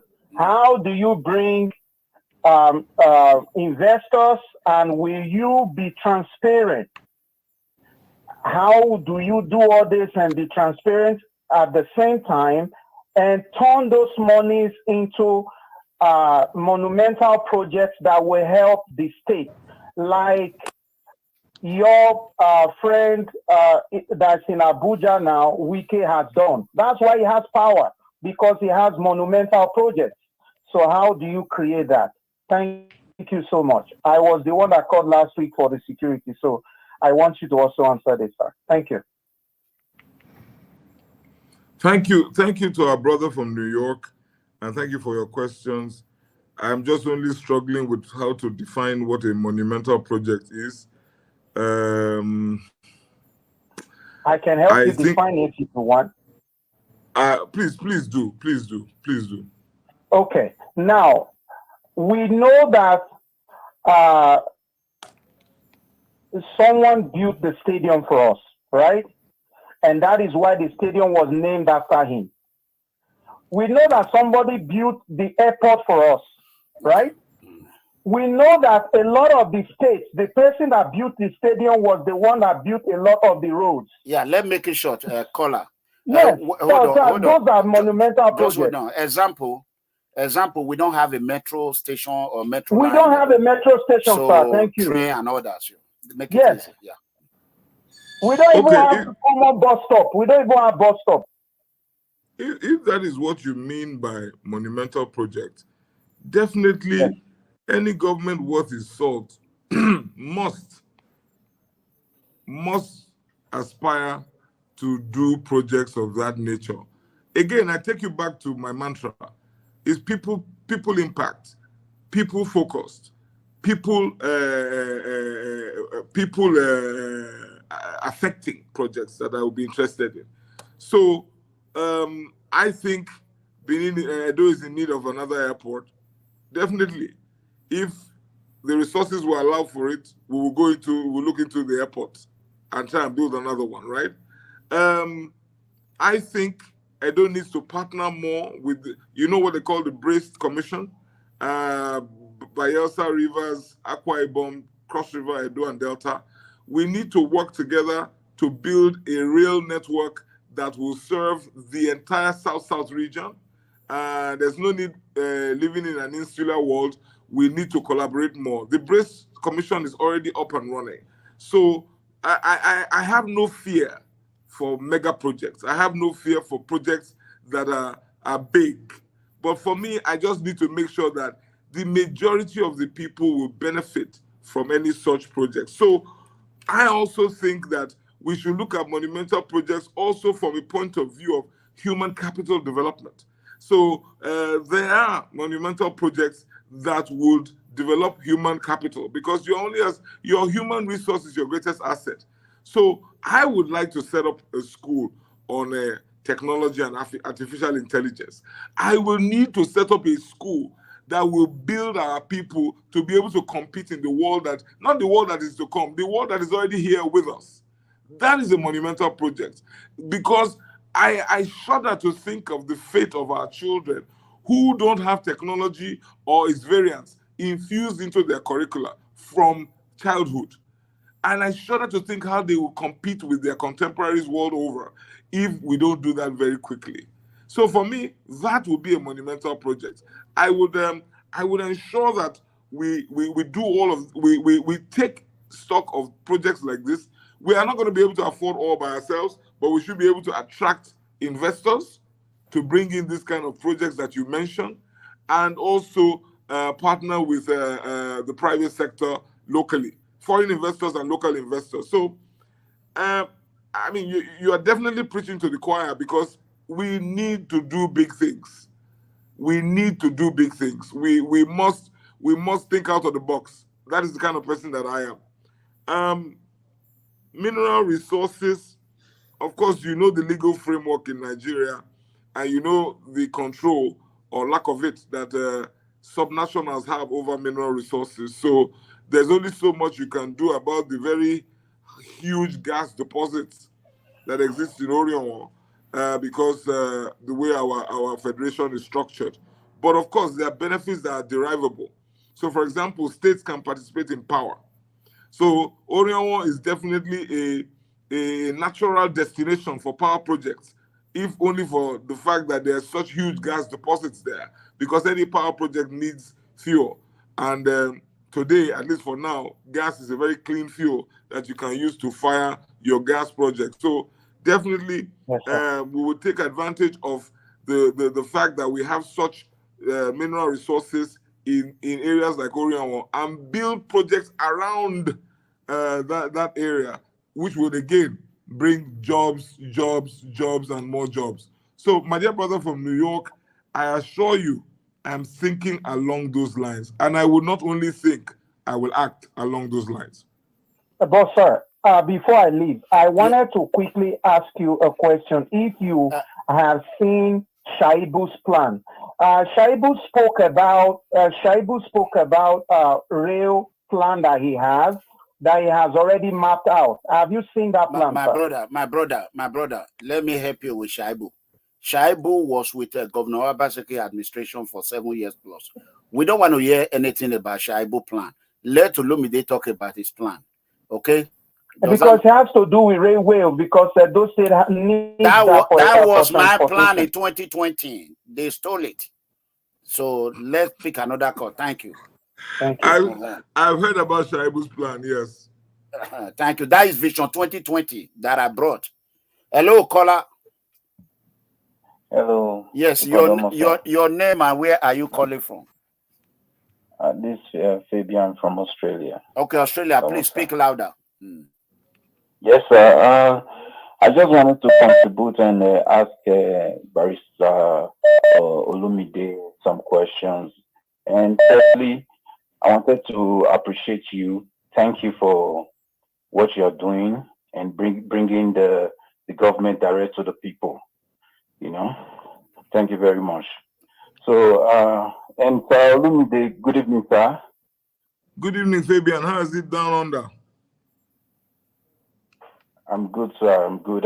Sir, please, there's a lot of questions that we want to ask you, but today I don't think we'll be able to ask every question that we have in our head, because most of us who are indigenous of Edo State, most of us who are indigenous of Edo State, you know, we feel so much pain, because where we are coming from, especially we in diaspora, where we are coming from is a very, you know, there's a whole lot of deep things to talk about Benin, because there is not too much development and a lot of things. So my major concerns are, because even when we talk about all this development that we're going to bring and every of those things as an aspirant, when we have all those things in our head, but the most important thing is education.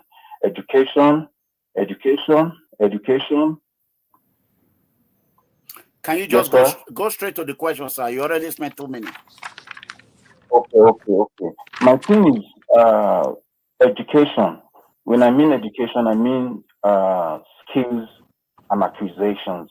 Acquisitions, yes, skill acquisition. Which other countries like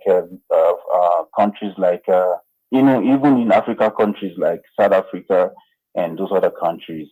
So they have it there and it works. So I'm saying that why don't we channel our energy to build the youth of the state, invest in education like the one I just talked about, and also compensate them, because we keep talking, we're not getting it right, because the things we should be doing to make sure that we have, first of all, people go back and start, you know, working with their hands and start innovating. If we don't talk about that, we don't talk about how we're going to invest in youth, those ones that are supposed to be working instead of being there doing courtesing, because like they say, idle mind is a devil's workshop and stuff like that. So I'm saying that we can invest our energy, more of our resources into education for the youth, so that the youth can feel inclusive.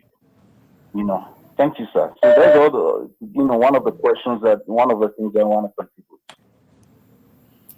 Thank you, caller from Australia. Before Barrister answered your question, can you all applaud him? It's not easy. When people come here, you people need to appreciate them. Where is Senator Modukwe in all this? Nobody know where he is. But he's inside the water in GROA. Someone that came here, everybody's bombarding with question and answer bombard. You people should be appreciating him as well. Give him credit. That is the fact. Go ahead, Barrister. Thank you, Mega Comrade. Thank you so much. And thank you to Fabian, our brother from Australia. You couldn't be more correct, Fabian. Education is the key. Education is light. Education is freedom. And I said this a couple of hours ago to another group. I said to them that the attitude of our government to education, the lackadaisical attitude of our governments to education is frightening. It's frightening because I wonder how this country, who are those who will run Nigeria in 40, 50 years from now, how they will survive, or how the country will survive, because our governments pay lip service to the issue of education. I was trained in this country. I went to secondary school and paid 90 naira per term. I went to the University of Benin, and I got the best education from this country. So it's doable. I can stand shoulder to shoulder with my colleagues or contemporaries world over. And you are correct. Education doesn't mean everybody must go to university.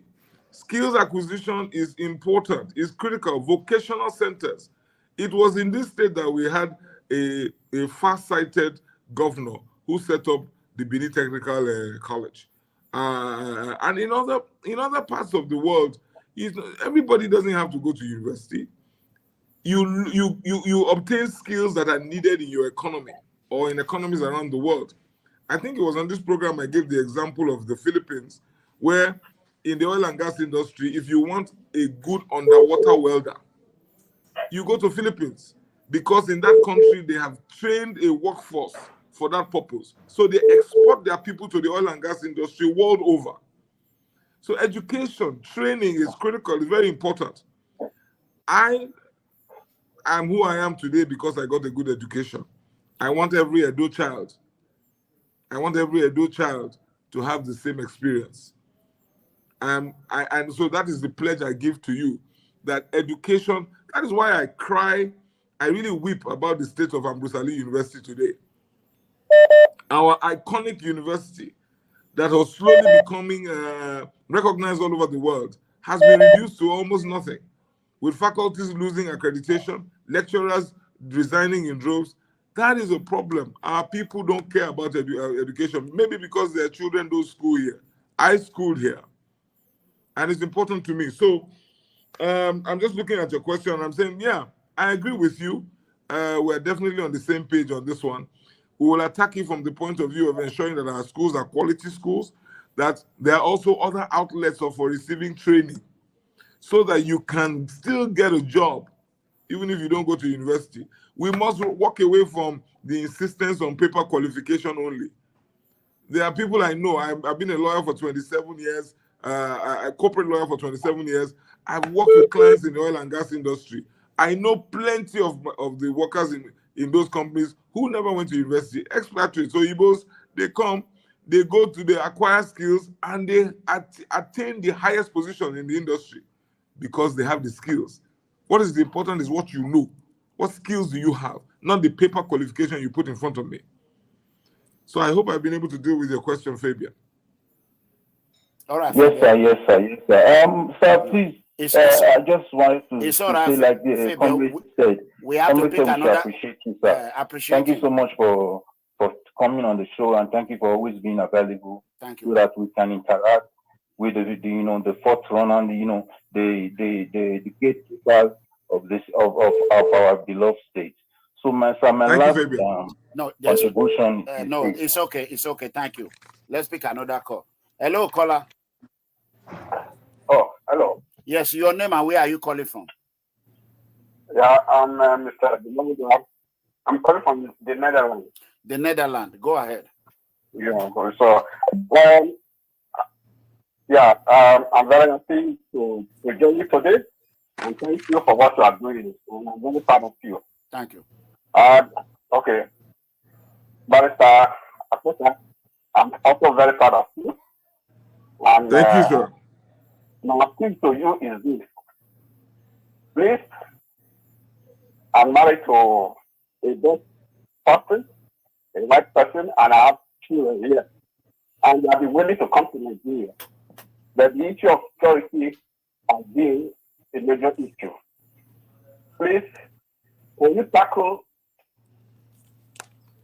security so as to attract so many people, many adults that are in Europe or in America to come in and invest over there?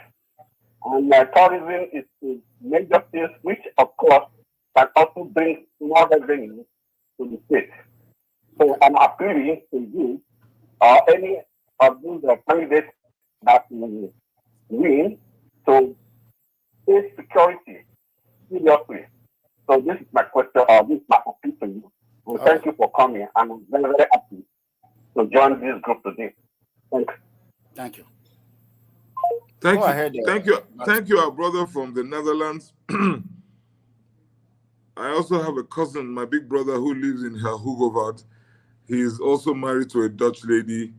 They have a daughter. He complains of the same thing. He would like to come home as often as possible to Benin with his wife and his daughter. So I feel you. I hear you. We have loads of friends all over the world who want to come home. And you can be sure that this will be a front burner issue for any government that I run. Now, there are challenges that any governor faces. They call the governor chief security officer. He's chief security officer in name only because of the unitary structure of our policing. So the inspector general of police in charge of the police. However, even within that reality, there's a lot that the governor can do. You have to cooperate with the police. You have to fund them, fund their operations in your state. This is where I think the current government has not done well enough, at least with the information at my disposal. I don't think we've done enough. It is in our enlightened self-interest to fund the police, to fund the state security services, so that we can reduce insecurity in our state. Take, for example, tracking devices. The state security services, they need that. It is in the interest of our people that we must provide this equipment. We must budget for it. We have what they call security votes. I forget the figure now, 600, 700 million naira a month or whatever. I mean, let's start from there. This is what security is about, right? We must be deliberate and intentional, working with the police and the SSS to improve security. And then beyond that, this discussion about infrastructure. You provide street lights and CCTV in a location. You bring insecurity down by a significant proportion. You fix roads. You bring insecurity down, because the time I spent trying to meander through a huge pothole in Adoawa, I'm a sitting duck. You are trying to go through some pothole, navigate a pothole, you are a sitting duck. And any miscreant can attack you. But if the roads are properly paved, the opportunity for them to attack you on the highway is reduced, because there are no such. In Dallas, where Mega Comrade lives, you are not going to find in the middle of Frisco. You just suddenly find one big pothole that we need to slow down. You actually come to a complete halt because of the pothole in the middle of the road, or in Allen. It's not going to happen. Whoever is in charge will be out of office the next day. But so a government would have to do that. And so it's not only about fighting crime, it's also creating an environment that provides that disincentivizes crime. And that has been done in other states. It's not rocket science. And so you can be sure I take on board your advice, your counsel, and your plea. We will make Edo safe for you and my cousin who live in the Netherlands to come home with your Dutch wives and your children. Sorry, but that is a caller that do not go ahead. It's off. Go ahead.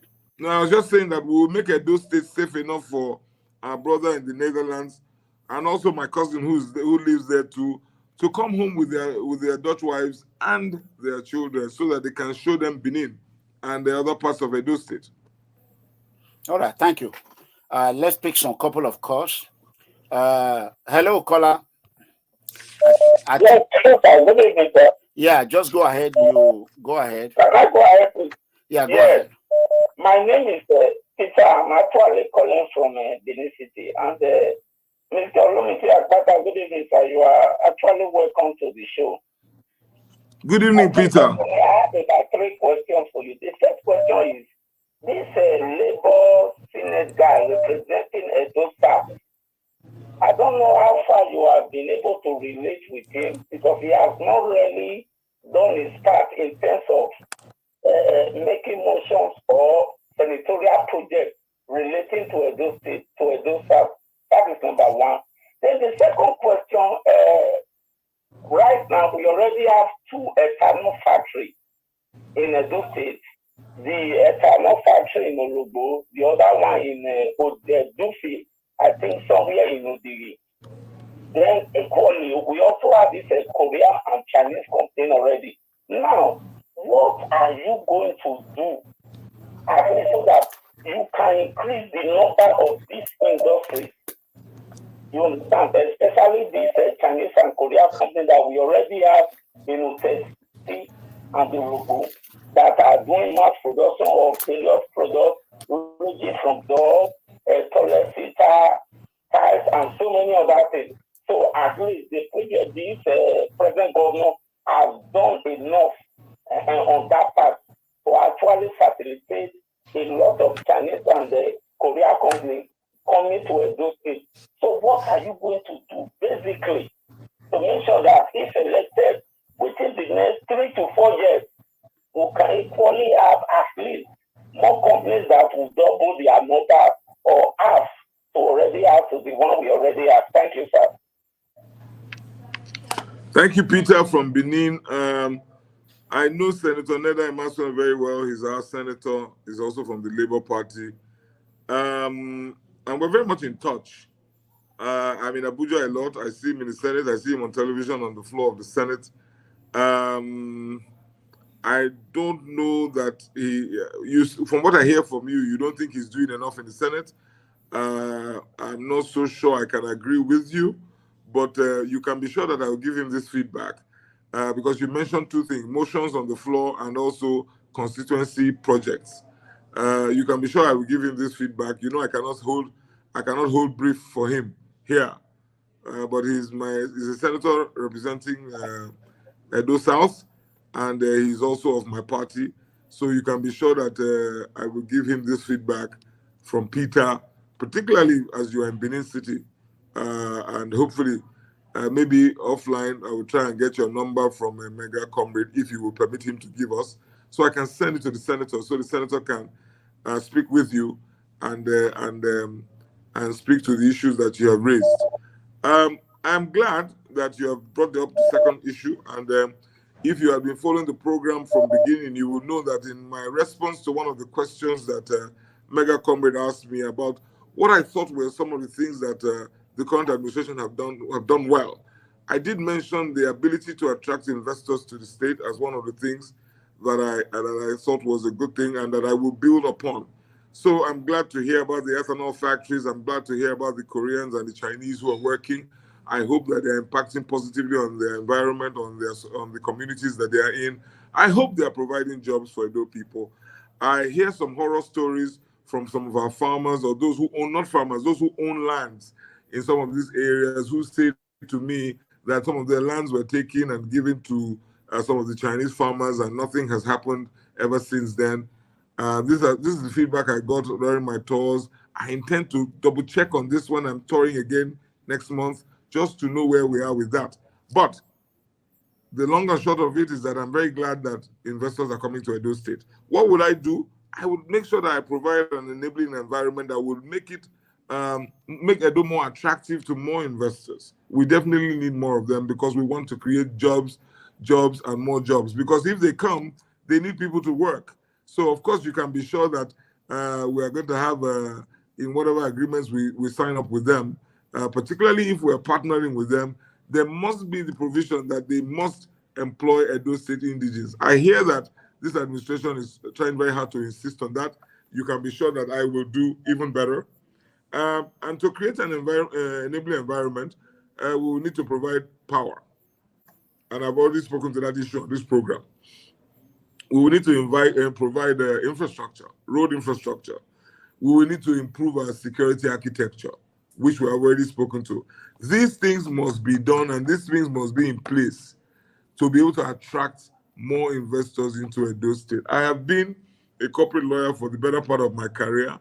I have advised investors from all over the world who have come into Nigeria. So it's familiar territory for me to bring them in, to let them know the lay of the land, to encourage them, give them tax incentives, give them more reasons to come to Edo State. You can be sure that we'll be doing this and more to attract more investors because we want jobs. We want to catalyze our economy. We want to make sure that we are a hub and that we attract more and more people to the state. So thank you, Peter. Okay. All right, caller, hold on. Before, let me not forget this question. They'll be sending it to me. Barrister Akpata. We talk about this irregular migration when I was in Dubai. But someone brought this to my attention about innocent Edo citizen. I understand you are vying to be governor of Edo State, not president of Nigeria, including Nigerians who have been languishing in jail with no fault of their own. Some of them, they don't have money for bail. Some of them are waiting trial. Some, I saw a video where an Edo girl was being in prison for almost 10 years, awaiting trial. And these are the things that I fight against. Can you tell Edo people what you can do, how you can assist activists like us, an activist that cares about all this illegal imprisonment? What can you do to assist us when you become a governor? Even before you become a governor, what can you do to tackle this problem? Charity begins at home. There are a lot of Edo citizens in prison in Oko as we speak. Some of them are there for 2,000 naira, or the judge have asked them to pay 20,000. These are villagers. Their mother barely make 1,000 naira in a month. They don't have the money. How are you going to partner with us and see what you can do before the election or after the election? Well, did you say Oko? So you are referring to Nigeria? Yeah, Nigeria. Yeah, in the whole prison system, okay, in the whole country and sub-Saharan Africa. But let's start from our prison system is a mess. Our prison system is horrible. Or let's call it the correctional system, which is the new name that they have given to it now. But still the same. It's the same stuff. And when I was president of the NBA, I collaborated with quite a number of organizations. Quite a number of them exist in Nigeria that are into prison decongestion. And definitely is something that I'm very happy to do because when you start working on the area of prison decongestion, what you do, the MBA, what we did in the MBA was to provide pro bono legal services, so that when these organizations identify individuals like the ones that you have mentioned, I got the Nigerian Bar Association to set up pro bono. Well, pro bono is part of what we do at the MBA anyways, but this was specific because we wanted to do prison decongestion. You provide pro bono services. And if I were governor of Edo State, I am still a lawyer. I am very much, there are 5 branches of the MBA in Edo State: Benin, Auchi, Ekpoma, Igara, and Uromi. 5 branches of the MBA. Edo State will partner with the MBA to provide pro bono services, because pro bono is part of what we do as lawyers. We're encouraged to give back as our own CSR.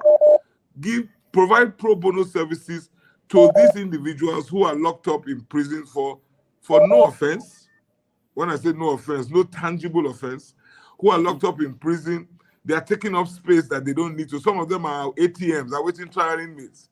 So we need to go in there, work with the lawyers who will now take on their cases so that we can speed them through the court system and get them out of there. And also what you do is, you, with the help of the chief judge of the state, you can go into the prisons and determine those who are there for really nothing. And then I want to do that. How are you going to be of assistance? Mega Comrade, we'll take it offline. I will let you know that there are organizations in Nigeria who that is what they do. So by the time you pair the organizations with the lawyers who are willing to offer, because they need lawyers.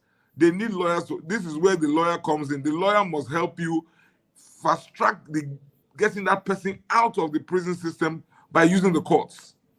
So we'll take it offline. I will work with you. I will make sure that if there are people that you know about, let's get their names and let's start working on them. I did that as president of the NBA.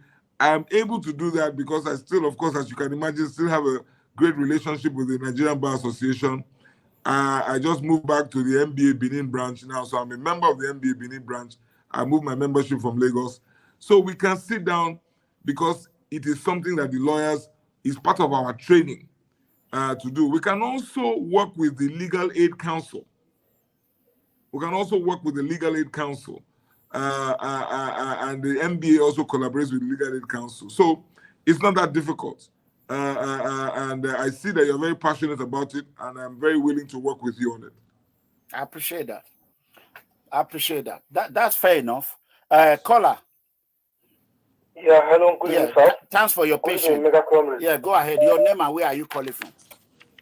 My name is Osaigbovo. I'm calling from Germany.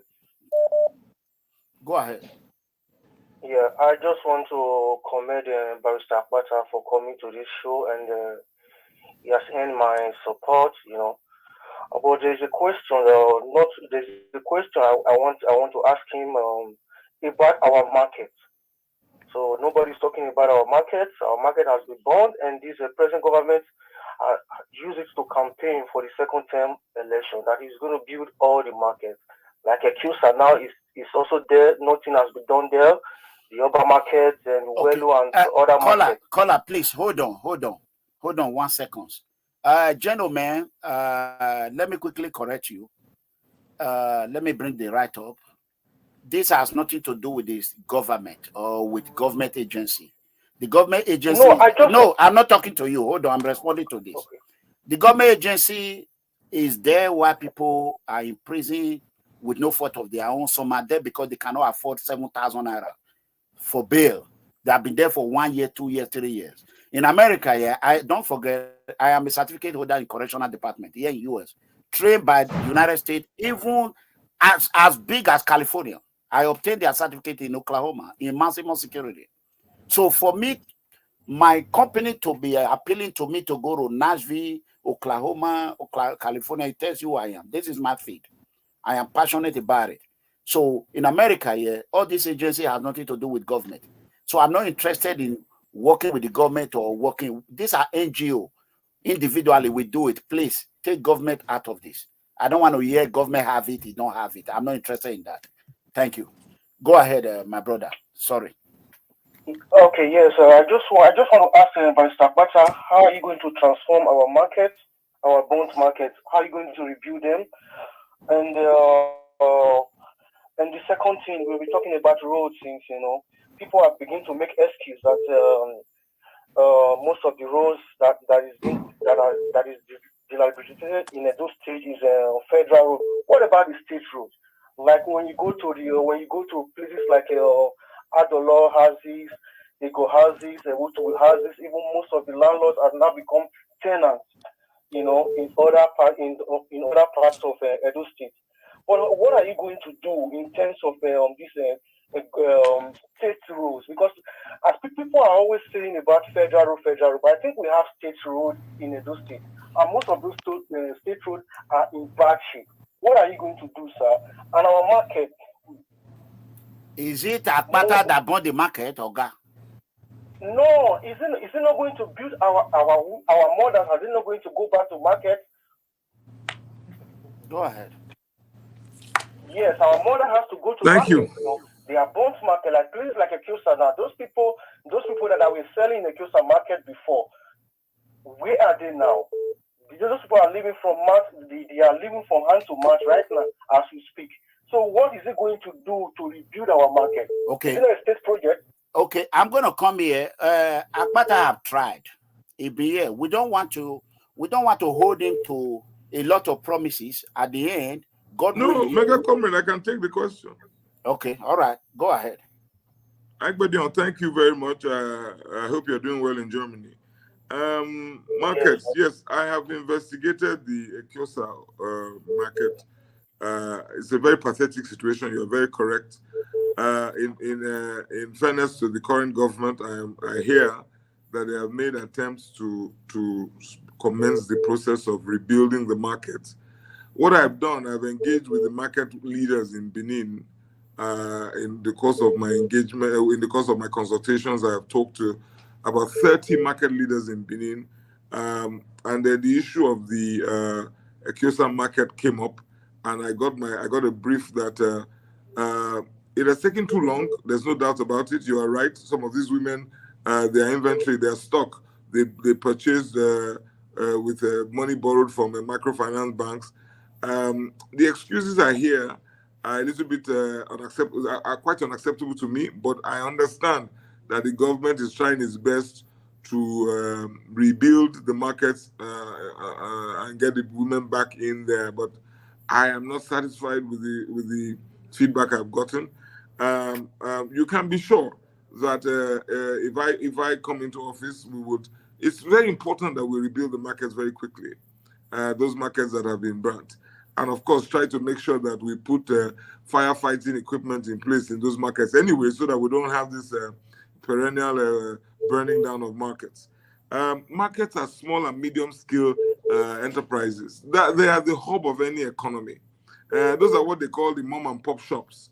They drive the economy. You know, each market woman will have one girl or boy that works with her. That is a job. That is person working there. They will get some kind of income. And the economy continues to move by the time you encourage all of these people. So we will rebuild markets that are burned. Definitely, we will improve the infrastructure. But more importantly, we're going to help the women get better access to credit. Because they need credit. They need access to credit. They need to be able to, buy their wares, sell. And I must give credit to, definitely recognize Lapo Microfinance Bank in Edo here, because I am told that is one institution that supports the women in the market. But we have to get more. We have to get more of them operating, because what is business without access to credit? Access to credit is important. And I think you mentioned the issue of state roads. I think the issue of roads in Edo is a disaster, federal or states. It's an outright shame how bad roads have become. And if I were governor, I would make sure that we're dealing with both federal and state. You're very correct. And the same plan that I mentioned earlier, which is just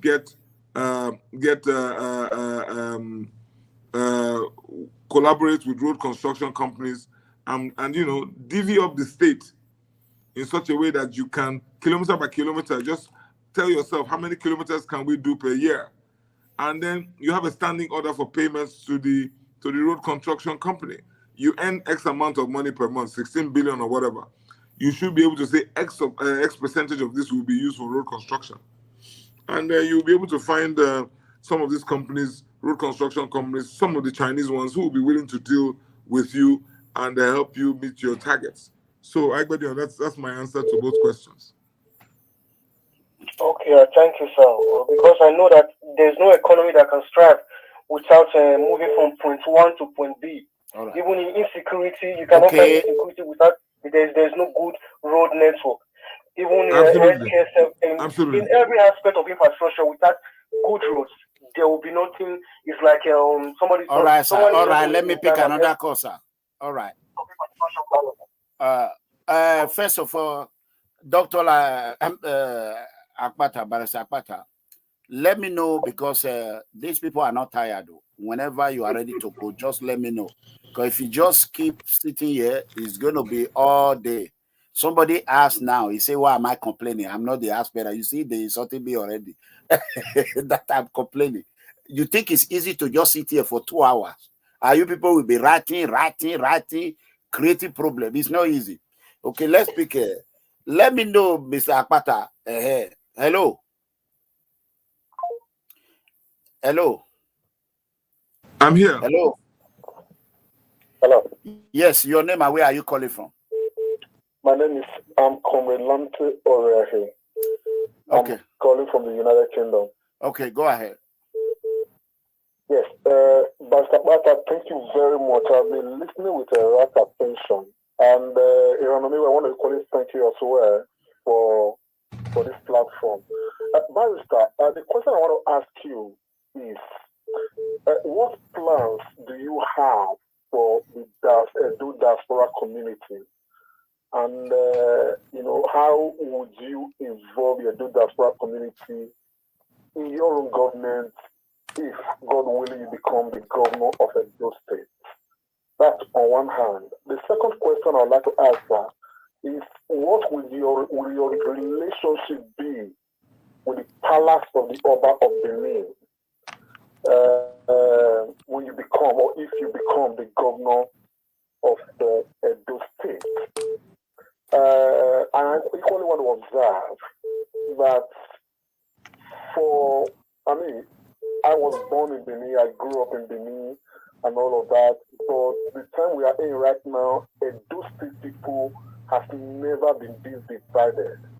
What would your plans be to bring about all among Edo State people if and when you become the governor of Edo State?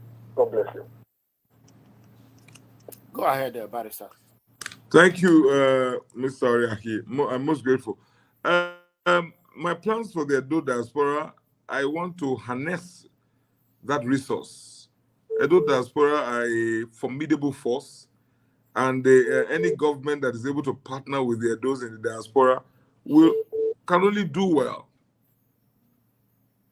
When you hear that Edo gets the highest diaspora remittances in Nigeria, it's not for nothing. We have people out there. So that means we have a huge resource out there. We have huge intelligentsia. We have doctors. We have nurses. We have those who are engineers. We have people are well traveled and they're all over the world. Somebody just called us from Australia. People are all over the world. So for me, I've been asked this question in other fora, and I said very quickly, I will harness that resource so I use it for the benefit of the Edo people. Somebody said to me, oh, there's already a diaspora commission law in place in Edo State. If that is indeed the case, you can be sure that I will activate it. I will implement that law very quickly so that we can get our Edo diasporans working with us. It's a two-way street. They are out there. They want to have a home to come back to. They want to be able to come back home, enjoy themselves, create a comfort zone for themselves. We also want them to come and help partner with the development of our state. There are those who come from Abudu, who come from Agenebode. They want to fix their primary school. They want to fix the primary healthcare center in their locality. I want to work with them. I don't even want them to send money to me. I prefer to the state government, forgive me. I prefer direct intervention so that they can see their money working for them. So for me, it's a no-brainer. That is a huge resource. Not many states can boast of the kind of force we have out there in the diaspora. Not many states in Nigeria can boast of it. So for me, I consider myself, if I am governor, privileged to have that kind of support that I know I will receive from the Edo diasporans. It is a two-way street, like I said. So we will try and make sure that we meet their own yearnings and aspirations. They want to come home. They want to build, buy their properties. They want us to make it easier for them to acquire property. They want us to reduce the bureaucracy that comes with land acquisition. They want us to come do away with the bureaucracy that has to do with setting up business and running businesses. So we want to make sure that we create that environment where they can come home, invest more. And they also want, one issue, mega comrade, that came up recently, that the right for voting, the right to vote. A lot of our diasporans want to be able to vote. That is not within the purview of a state governor, but I have influence. As a state governor, I will have influence. As a former president of the Barr, I have influence. And so we are going through another round of constitutional amendment. We must continue to push for to allow for diaspora voting to be put in our constitution. It may very well be that we don't have the infrastructure yet, but let us start. Let it be something that the law even allows. Then we can begin to walk from from answer to question, as it were. Oriaki also wanted to know. Oriaki also wanted to know. Hello. Can you hear me, Barrister? I can hear you. Yes. Concerning this traditional institution, I'm very sensitive about it because we never heard any time that the British politicians are dragging our Oba is bigger than the Queen of England or the King of England. Oba, so when I see it's that is to my own. Oba of Benin is bigger than the King of England. But we never hear any politician in UK dragging the traditional institution into politics. So for any Edo people trying to inject our respectful monarchy or monarch into politics, I have a problem with it. So I will appeal if you don't. That is my opinion, because this platform is politics, not these are sensitive things that I'm a little kid, at least I'm going 60 years now, but I'm still a child compared to our institution. So if you want to go ahead and take the question, go ahead. But I want to make my point clear. I hear you, Mega Comrade. Just permit me to say one thing. I'm a proud Benin man. Extremely so. I rather speak of the Benin monarchy from the point of view of how proud we are that we have a monarchy of that nature. I would rather speak to the fact that it is a 1,000-year-old institution. Correct. For the last 600 years, that throne has passed from father to son, unbroken. Correct. Not even the 1897 expedition stopped the transition from Oba Owarame to Oba Eweka II. That transition was not truncated. I'm extremely proud.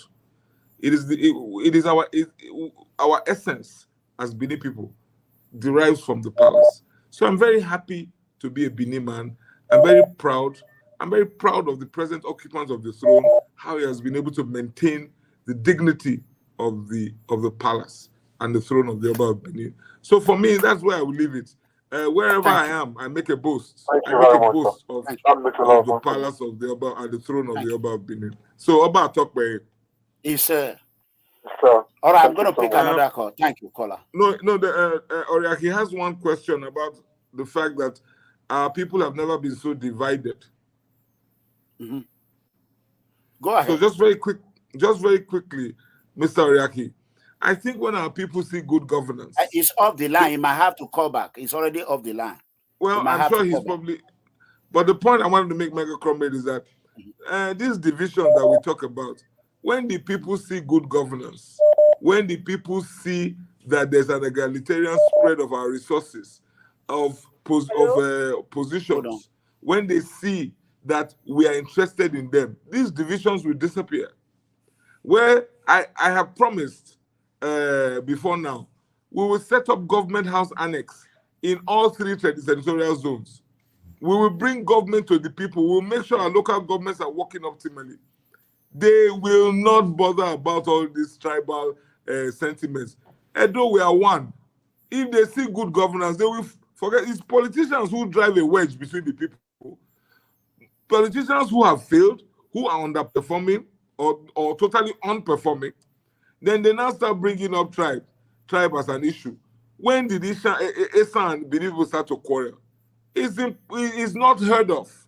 We are kith and kin. We are brothers and sisters.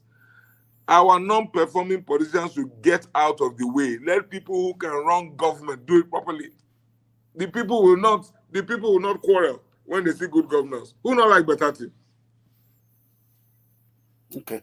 Thank you so much. Hello, caller, your name and where are you calling from? Hello. Okay. Unfortunately, that cut off. Barrister Akpata, God bless you. I will not pick another call until I say this. They said charity begins at home. You know, I hate from Oriomo, Urenigbe and Ewesi combined. Since 1979, nobody have walked on Benin Abraka Road. Oriomo is the largest oil local government in Edo State. Oriomo, Ikpubaoka, Ovia, but Oriomo is the biggest that put Edo on that Niger Delta, what they call it NDDC. But to my surprise, no politician, I don't know what Oriomo have done to them. No one politician in PDP, in APC, in Labour. You said a while ago, I wouldn't have brought this matter in because you said you are very close to the senator representing Edo South constituency from Labour. I don't even know his name. Please, Barrister Akpata, can you help me relay this message to him? Where is our December palliatives that was given to him in Labour? And I will advise you disassociate yourself with him because that Labour man already have a bad record in the people's record. Since he has been a senator, not even one bag of rice that was given to him, he brought to the good people of Edo South. At least good or bad, some senators have done their own. I'm speaking about my constituency, which is but mega comrade, okay, no go. You know what I mean? I think everybody deserves to be heard. Because Benuwari, chop and go. That is what that man is all about. I don't know him. Chop and go. I will make sure he speaks with you ASAP. Nothing since he become a senator. Nothing he have done. Nothing. Not even one wheelbarrow. One solar light. My community don't have. One solar light. But even Boho. Elkbaro. He seized the December palliative. He collected the money for the vehicle, billions of billions. The same thing with Senator Monde Okpewuru. But I'm not talking about Okpewuru now because it's not from my constituency. So Okpewuru have nothing to campaign with in my community. That is just there. But I have to be honest. This Labour man, sir, you are my brother. Please talk to him. We need our palliatives. Please. I will make sure you speak with him because it's always, the first rule of natural justice, or at least one of the rules of natural justice. You must hear the other side, so you must talk to Senator. But you were talking about the Benin Abraka Road. Hey, then I'm going to tell me the man. Am I ever way? Oh, one minute, you give me a pata. I know what's coming again. Over there, I talk about your life will be. Since we spoke in Dubai, have we ever speak on the phone? Since yes or no? No, we haven't. Okay, if I cannot see you now, I'm here. I decide you are born here. Lawyer, I'm a common correctional officer. So the area is lawyer. Come on, no. It ain't high. If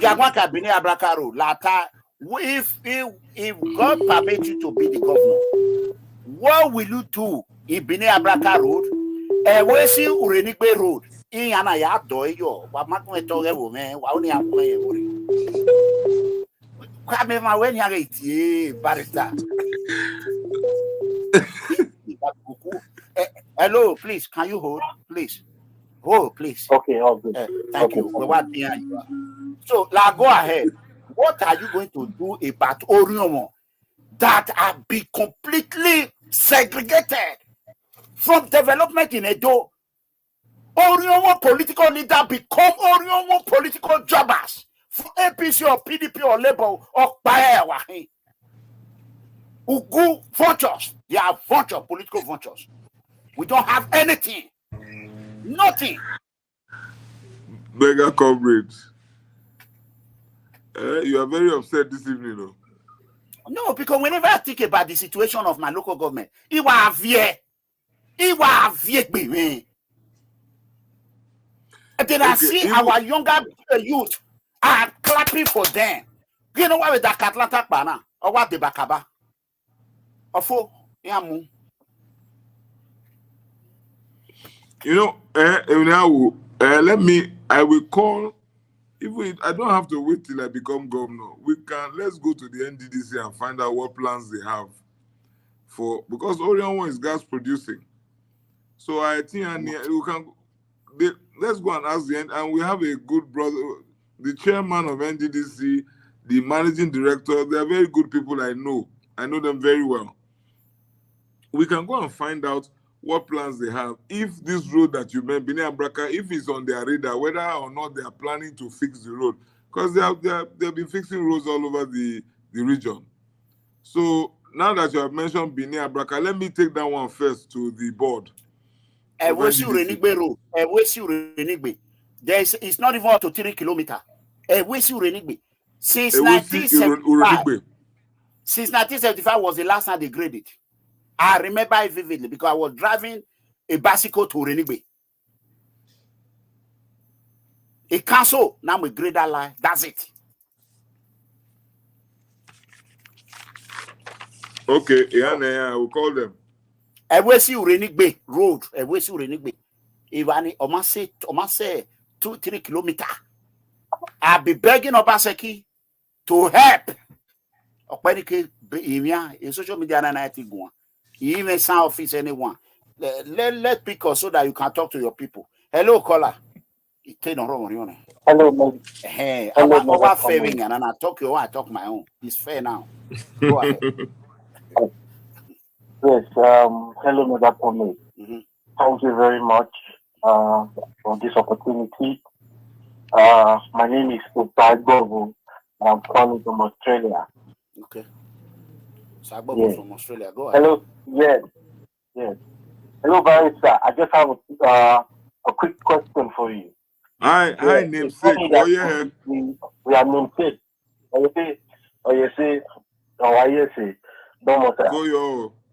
Yes. Yeah, my quick question is that I just want to know, what is your plan for the local government? Because the truth is that the government cannot be everywhere at the same time. You know? So what is your plan for the local government? Are you going to give local government autonomy to operate? You know? Because the truth is that in recent times, local government have failed in Nigeria, in those states particularly. You know? It's like there's no local government. So what is your plan to empower the local government to make sure that they're doing what they ought to be doing? Thank you, Osaigbovo, my namesake. I hope you're doing well down under. Yeah. For me, I think it's a tragedy. You know, it's a crying shame what we have done to that tier of government, which is the most important tier of government. We've had this conversation, I believe, on this program before. In America, the mayor, most people are more interested in who is their mayor than who is their governor, because that is the level of government that is closest to the people.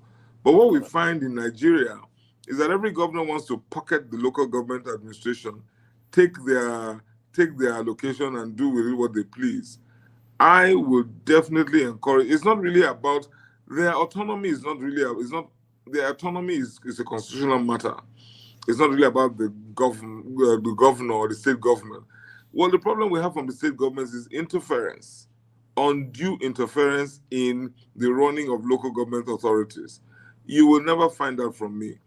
The local government authority is the one that deals with issues that actually relate to the people. And remember, if you have been listening to the program, I have said that Labour Party and I, the candidate, we are more interested in issues that affect the people. So local government authority will deal with markets. They will deal with schools. They will deal with sewage. They will deal with waste disposal. These are things that affect the individual directly. And you're very correct. State government cannot be everywhere. I will not interfere. I will encourage. I will work very closely with the local governments to be more effective and more efficient. Most governors are afraid of their shadow. They are not comfortable in their own skin, so they feel threatened by the local government. They turn the local government authorities into their appendage, and then before you know it, they very quickly appoint caretaker committees. So the local government becomes like a department of the government ministry. This is wrong. It is important, if we want development at that level that's closer to the people, that the local government authorities, there are 774 in Nigeria. We have 774 local government authorities in Nigeria. Meanwhile, there is so much underdevelopment that you will know that they exist in name only. It is so sad, it's so pathetic. We must first and foremost ensure that one of the things I would push for is a constitutional reinforcement, as it were, of the status of the local government authority. And I don't need to be governor to push for that. A lot of us are pushing for it already, just to make sure that our local government authorities exist and thrive, because it will ultimately inure to the benefit of the people. Thank you, Osaigbovo. Thank you very much. I appreciate it. Thank you. Okay. God bless you. Barrister, I know I feel for you, even though you don't say nothing. We have spent 2.5 hours. So I'm honest. So we are only going to pick one call, only one call. That one call, so that we can allow them to go and take care of other business. And before then, I want to personally thank you. It is not easy to come to PFM Situation Room. And also, I will not let you go without asking this. Tying of people to someone like, let's say now a lot of people have been talking about Obaseki. The whole world know that I have never supported Obaseki one day, but I pray for him to succeed. After 2020 gubernatorial election, when we lost, so I took a vow that after that election, I will not be a part of those that will be campaigning against him, because though people confirm him that it's him that they want when he won that re-election. So all I did is to pray for him. Okay, now, like All Progressive Congress candidate is tying Obaseki to Dr. Ighodalo. Do you believe that is a fair game as a candidate of yourself from a Labour Party? Do you believe it's a fair game to tie Ighodalo to Obaseki administration? Yes or no? Yes. Okay. So will it also be a fair game to tie the Edo South senatorial senator on you? Yes or no? No. You can't Why do not? that. They're two different things. Why is it different? It's your party. Mega comrade, we are not tying Asue Ighodalo to Obaseki simply because they belong to the same political party. They're two different things. What is the reason? Enlighten me about that. Asue Ighodalo has been chief economic advisor to Godwin Obaseki for 8 years. He has been chairman of the Alagodaro Summit for the same period. He has been in the kitchen cabinet. All policies of Edo State government, he must take responsibility and take benefit of all policies, because Asue Ighodalo is an economist and a lawyer. He has been a key player in this government. Aswe Igodalo is not a hired hand of Godwin Obaseki. Aswe Igodalo, there is a combination. They're equals. They are friends. No, Mega Comrade, hear me. It's a very critical point. This is very crucial. Go ahead. Very crucial point. I accused Governor Obaseki one time of running what I call a helicopter government, totally removed from the people.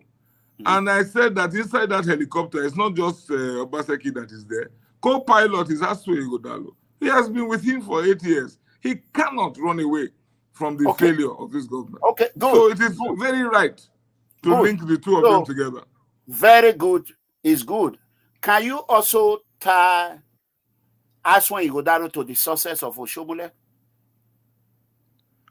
Well, the question is, when you say the success, I tie Aswe Igodalo and Godwin Obaseki to Oshomole.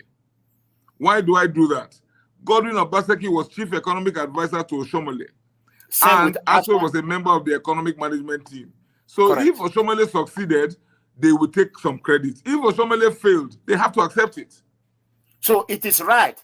It is right for Aswe to be campaigning with Oshomole's success. When you say campaigning with Oshomole's success, anybody who worked for Oshomole, who advised him, definitely can take credit.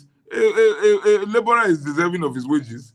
Why not? If he was associated with Oshomole.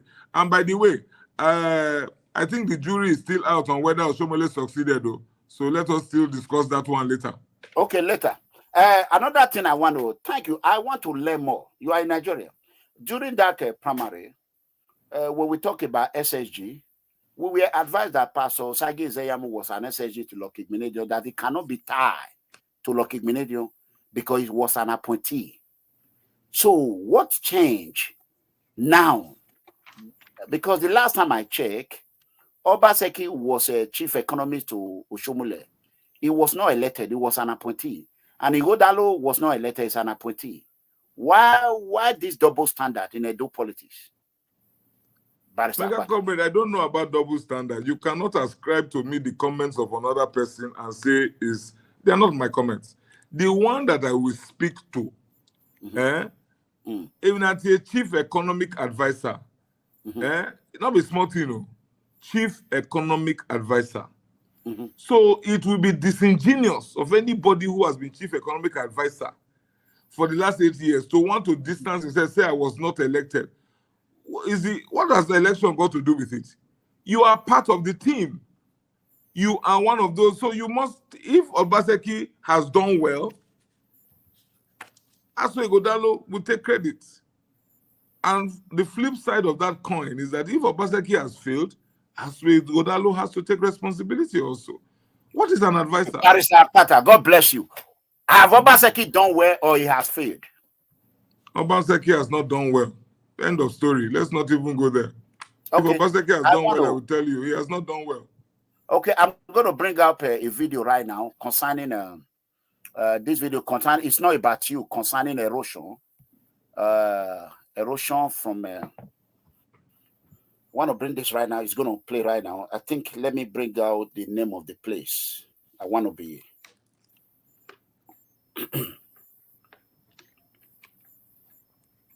I think the video is going to appear.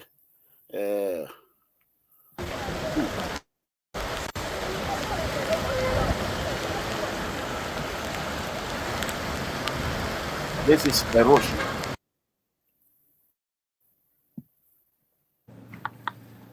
This is erosion. Can you see it, Barrister? I can see flooding. I can see flooding, yes.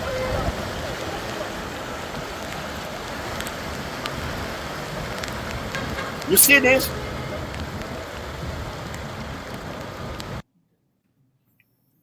Is this a government, anyone that allowed this to happen? If we can blame Obaseki for the erosion, can we blame him for this as well? Yes or no? So what are we watching? Is that Benin, and is that flooding in Benin? No, I will tell you exactly where it is in Benin or anywhere. Is this a good government? Is this something that anyone should experience? Yes. No, because they blaming this erosion, this climate change on it happens in Houston right now. Houston have no electricity. But I just want to show you this. This is Nigeria, very close to you. Do you call this a government that failed its people, or this is climate change problem? A government that cannot deal with flooding has failed now. It goes without saying. If you can't deal with flooding, look, the rains will fall. We can't stop that, right? Okay. In fact, like you said, even in Dubai, there was flooding the other day. But they fixed it. They dealt with it. So the issue, what we're asking for any government in Nigeria, deal with the problems. It cannot be perennial. It cannot continue like this. And this, at least, I don't know where this is in Benin, but yeah, I'm going to play the full video now. I'm going to play the full video so that you see it.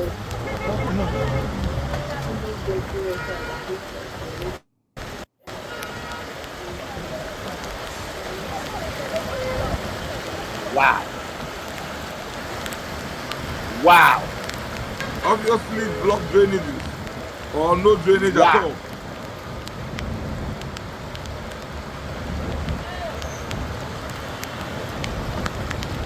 I mean, I think this is unfortunate. I don't think a lot of the people in your comment section will not agree with me, but I make bold to say that this is unfortunate. This is tragic.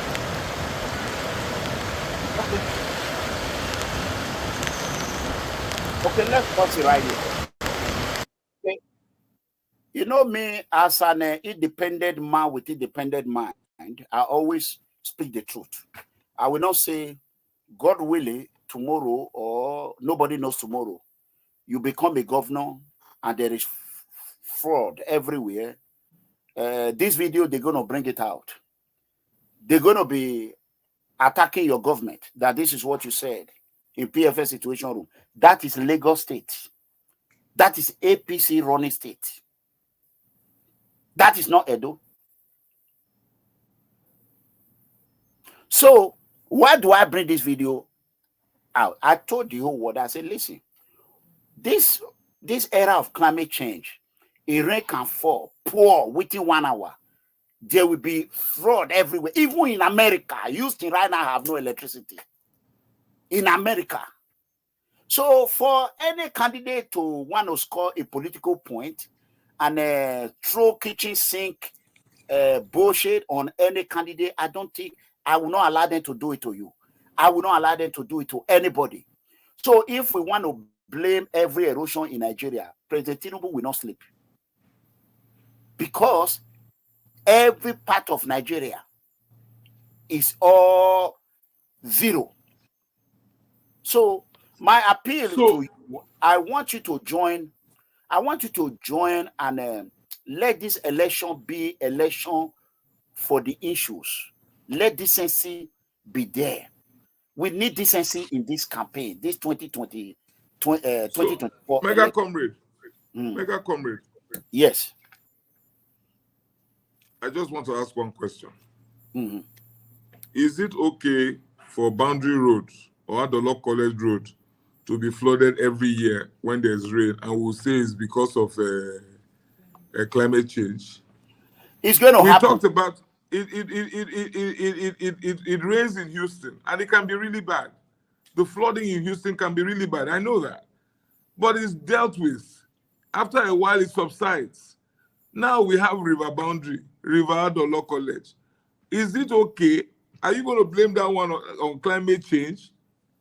No. So I think what people are saying is that, you know, there is the problem with drains. If you don't have drains or drainage, you will have flooding. QED. Hold on. Fix it. Fix it. You are in government for a reason. Fix it. So if you become a governor, when you become a governor, if Edo people vote for you, you are telling us, even if I am with you or not, we can hold you responsible for any river in Edo. We call it Akpata River. Will you say yes or no? Hold me. You will not see the river. Okay, all right. You not go see river. All right. In Uyo, Mega Comrade. Hello. If you go to Uyo, Yeah, hold on, the drains in Uyo, I'm 6'3", I can Hello. stand Hello. tall. I can stand head high in the drains. There, in the drains in Uyo, I can stand inside. Other state capitals are fixing their drainage problem. We are looking at our own every year. They now want to blame it on climate change. Mahakwe, you don't agree now. Okay, let's pick one call. All right. Can you lower what you are using to watch me, please? In our video, copywriting a moment now. Hello. Hello. Yes, your name and where are you calling from? Good evening, and I'm calling you from Italy. Okay. It's from Italy. Okay, go ahead. Good evening, Mr. Degbe. I really commend your effort. I love your the way you coordinate your television or something. So what I've been watching your program since. What Mr. Akpata is saying, I've been following it up. I've been answering all the questions correctly. If you have to put the blame on any government, what is about the money Oshomole collected for the drainage? So Oshomole should carry that blame. If you say Oshomole succeed, they comment Oshomole for the work is done. He did in the Benin, in the Doras. Let me use the language. Fine, it's good. Oshomole did well. These are part of Oshomole project. He collected the money. So let's not just be biased. We know. I recommend what they have been saying since. I'm not supporting. I'm not what they call it, Labour Party. I'm supporting elsewhere. But I recommend what Mr. Osaigbovo has been saying since. I just correct. I'm not. Let's not be biased, like I earlier said. But when it comes to that flooding, you can't put everything on just one government. Like the question you put before, Mr. Akpata just asked, so I'm so much happy about that. What of by chance tomorrow is the governor of Edo State and everywhere is flooded? Can you call it Akpata River? Caller, hold on. It's not by chance. The only two people in this race is Ashwe and Akpata. That is the only two people that are in this race. Right. I'm saying it. Where is Okpeboro? Okpeboro is waiting for INEC. So I'm going to ask Mr. Akpata what he's going to do about INEC. You're 100% right. There are only two people in this race. Right. Go ahead. You're 100% right. That is why I take my time to follow your Dr. Akpata for Mr. Akpata for the interview now, because Okpeboro is lost. That one is just waiting for federal mind. The people we have in Benin today, the candidate we have in Benin, is Mr. Akpata and Mr. Aswe. That's it. These are the governors. These are the aspirants that we have. 50-50. Who can tell the adults what they can do for the adults? Not that one that is hiding an umbrella, waiting for federal to come and do something for them. All right. That's just it. Thank you, caller. That's my comment anyway. So that's my point. All right. Thank you, Mr. Akpata. I commend your effort. I clap for Akpata. Make una praise her. It's not easy. Make una dey praise Akpata. It's not easy. Thank you, sir. Take the pool by the horn. Before this matter finish, to praise her. Mega Comrade. Before the matter finish, the guy went call. He go change his mind. He go vote for me. Okay. Do you see why this is why it's important? Before the matter finish. And let me make a point. So 7.5 years after Godwin Obaseki, we're about to head to 8 years. We see they call Oshomole name inside the matter of drainage. 7.5 years, we see they find money, say Oshomole take money for drainage. 7.5 years, not reach. I just give you Boundary Road as the example only. The tail end of Boundary Road leading to Adesua Grammar School Road. It is every year, you can be sure that the water will gather for there every year. Now, Oshomole will see the call on top of that one. Adola College Road, we'll see call Oshomole after 7.5 years. No, Baba Osho has nothing to do with this. Let me be honest. Absolutely. I was shocked.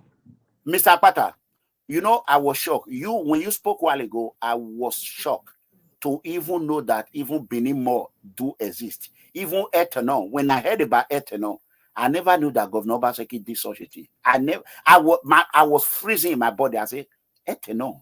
How? It's not. He didn't How? do it. Oh, wait first. Who did it? Mega comrade. He attracted investors who came to do it. Let's But correct it. Can Ulokpeworo be able to attract investor? That is the problem. That is the problem. That I'm an APC. This is not how to do with party. It's okay. This has nothing to do with party. Akpata, my brother. Listen, Owama Yena, Gatema Tanoro. Amamio Akpata, where women know where's Ukpeworo. You call Ukpeworo, Wavade Shona, where's your Peworo? But I'm here Nedia now. I'm here Nedia. Oh, wait, Vinana skips.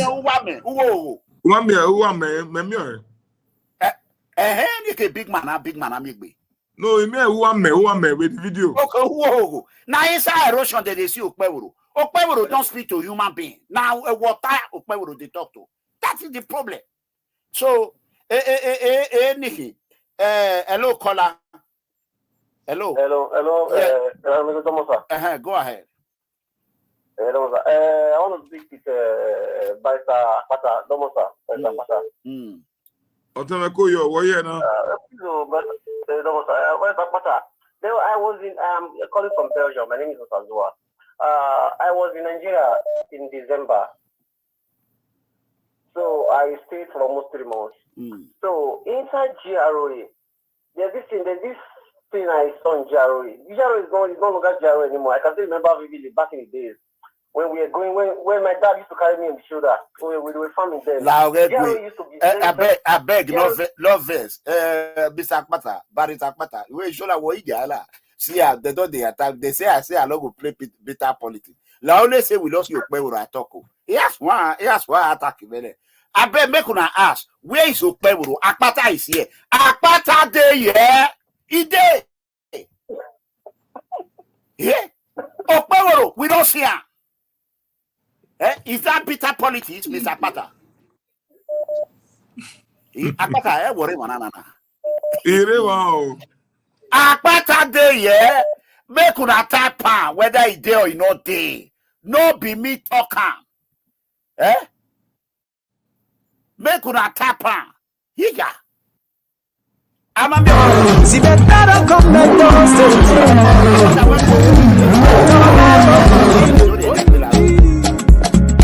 all our suffer want to end. Everything go come better. My papa picking go enjoy. Cause we don't check in profile. And he's a son of Edo. He don't do it for federal. And he won't do it for Edo. Employment he go do. Industries go develop. Thank God for Olumide Akpata. This man Edo need. Who's your guy? Now Olumide Akpata. Oludi.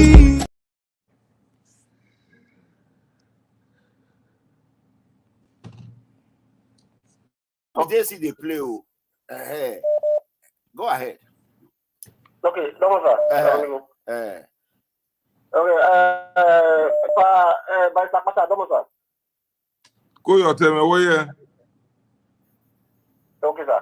Please, sir, my question is just that. GRO is not the way it used to be before. GRO is now becoming it has now become a commercial center, a commercial residence. Are you going to look into when by the grace of God Almighty, when God gives you the power to become a governor, are you going to relocate GRO into another place, maybe another new village? So those will not be like Port Harcourt, GRO 1, GRO 2. Are you going to look into that? Because GRO we have in Benin is like a commercial center. There's too much crowd, noisy. It's not good for anybody to say it's the GRO. For the last time I came, I was so ashamed to say this place is GRO. It's too rowdy now. Are you going to look into the government of relocating to have another GRO in Benin to say like GRO 1, GRO 2? Look for a new community, new village to relocate GRO to. How do you see that, sir? It would be a good idea. Osazua, GRA means government. Allow Barrister to talk now. Okay, sir. Go ahead, Barrister. GRA means government reserved area or government reservation area. So definitely you should build new communities, but we may not call it GRA now. So again GRA only so it was in those days. it was in those days that government needed to create reserved areas for its staff, for government staff. So we need new communities. We need to move. We need to expand the city, and the truth of the matter is happening already. Amagba, Iriri, and some other places. But definitely, we should expand the city. We should not all be crowded in the center. We must go out. We must build new cities. So government will need to create. And what government should do is provide infrastructure, road, drainage, spread it out. Like in Dallas, in Texas, where Mega Comrade is, you see what government goes into an area, provide the basic infrastructure, provide a strip mall, and people build around it. Communities, new communities every day. You go to Texas, new communities every day, and so that there's housing everywhere. But I don't see enough of that. We will definitely do that with Labour Party in government. Okay. All right. Thank you. I think we all need to appreciate Olumide. It's time. We need to give him rest. He have tried. Except if he insists he want to take call, we have thousands of calls. So for me, I'm feeling for you. I agree. Gawa till 11 o'clock my time. 17 more minutes. Okay, I'll wait 17 more minutes. Okay, all right. Let me on the speaker. Okay. Okay, hello, caller. Your name and where are you calling from? Hello? Yes. Please, can you lower what you are do whatever you are playing in your living room, please? That will give me a copyright. Hurry up. Hurry up. Hurry up, please. Hello? Let me pick another call. Hello. Hello. Yes, your name and where are you calling from? Hello.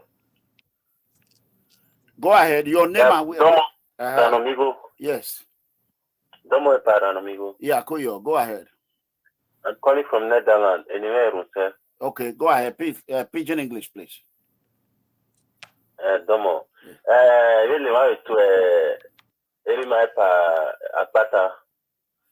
Pidgin English, please. So my point is, I so much appreciate this program and my support for Mr. Akpata. So I so much support him, and I pray may all Benin and Edo may the race support us. So I look at somebody who will go do something great for Benin. I get support for Aswan before, but because of our bad safety, so because of that, I not trust them. So maybe Benin people made a try, made a vote for Mr. Akpata. So now wait till I want to try passing for the program with that. What I say. All right, thank you.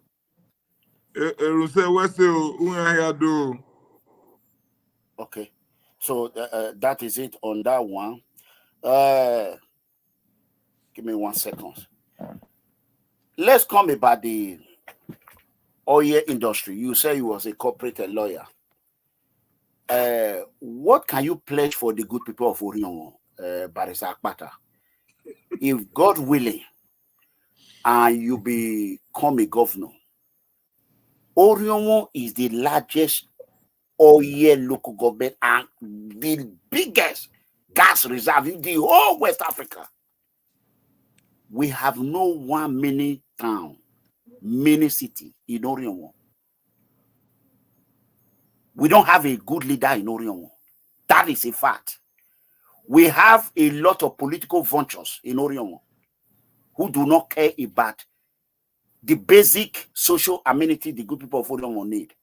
What can you do for the good people of Orion, Mr. Akpata? Mega Comrade, my maternal grandmother was from Abudu, so I'm invested in that. I'm very, very involved in that matter. Orion, when we have the largest gas deposit in a place, it must show up. The people must feel the impact. So you have my commitment that we will attract investment to that area. We will ensure that, you see, once you have gas there, gas is the future. Well, let's not say the future. Gas is the present. It's not it used to be the future years ago. It's the present. So you can be sure that we would attract gas processing plants. If we have that much gas there, I don't see any reason why we cannot have LNG plants there. Why we cannot even produce today? You know that CNG, compressed natural gas, is the in thing as far as vehicular transportation is concerned. I don't see any reason why we cannot ensure that we have processing plants all over Orion, because you have gas there. So I have to go and interrogate the matter a little bit closer, so that we can be sure that by the time we get into government, by the grace of God, in November of this year, we can hit the ground running and attract those companies that will very quickly come and set up.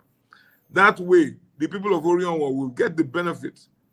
And you know, we have the Petroleum Industry Act that has been passed, and there are benefits and how do I put it? There are benefits that accrue to host communities.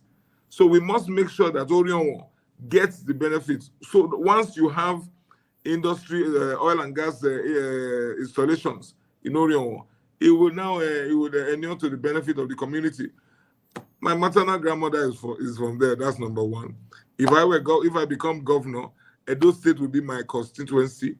I would be very interested in seeing development in Orion. And since Orion has this kind of deposit, it's a no-brainer.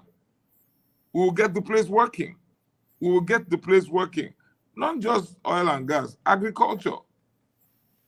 Agriculture, I'm told that Orion is extremely including fertile. Gold. Yeah. Gold.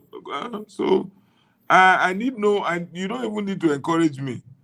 It is in our enlightened self-interest to make sure that we tap into what we have in Orion. So, worry, mega comrade. You can hold me to it. Let's pick some call. Hello, caller. Hello. Yes. Can you remove it from speaker? Your name and where are you calling from? Oh, my name is Henry Osaigbovo, and I'm calling from Atlanta. Atlanta, Georgia. Okay, go ahead. Yeah. Thank you very much, comrade. Yes. I never thought I would say this, Mr. Comrade. You are here. I'm very, very proud of you. You are here. Okay, where's it? I'm so proud of you for coming to this extent. Your channel that is bringing politics, real politics to us. Not those channels that are just criticizing everybody. I just want to say thank you. Thank you, sir. Mr. Akpata, thank you for coming to the show. My question is, thank you, sir. Obota. The governor of Abia did by cancelling all the benefits of the governors, ex-governors. Are you going to do that when you become a governor? I will not do that. What I will do, what I have a problem with is what they call double dipping. I have a problem with a man earning pension from 3 sources. That to me is a problem, if it is the same government. So you have people today in the Senate. Before they went to the Senate, they were permanent secretary. So they were earn pension. At least this is my reading of the situation. I hope my information is correct. You were permanent secretary, you get pension. You became governor, you leave governorship, you get pension. You are now in the Senate, you will still get money from the Senate. There's a problem with that. What we need to do is organize our laws better, organize our laws in such a way that an individual cannot take pension from more than one arm of government. So you choose. Because for me, I'm not so sure I'm convinced by the argument that somebody who has become governor should not earn a pension after. I don't know. I love Governor Oti. I intend to work very hard to even do better than him. He's a source of inspiration. But I also have to look at these things carefully, take the matter on its merits. So those who put pensions there, let's look at it. If you think that the pensions are ridiculous, I will look at it because it is law right now. So before you look at it, and then if you think it is too high, maybe you want to bring it, I don't know.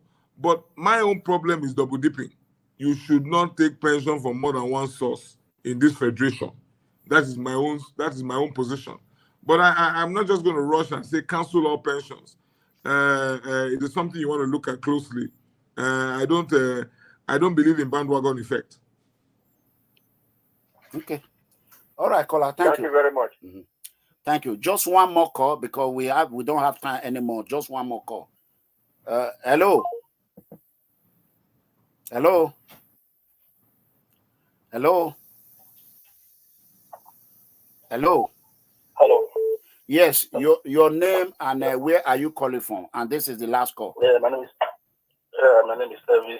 I'm calling from Please Sweden. Speak louder. Speak louder. Good evening. Okay, good evening, sir. Mr. Akpata.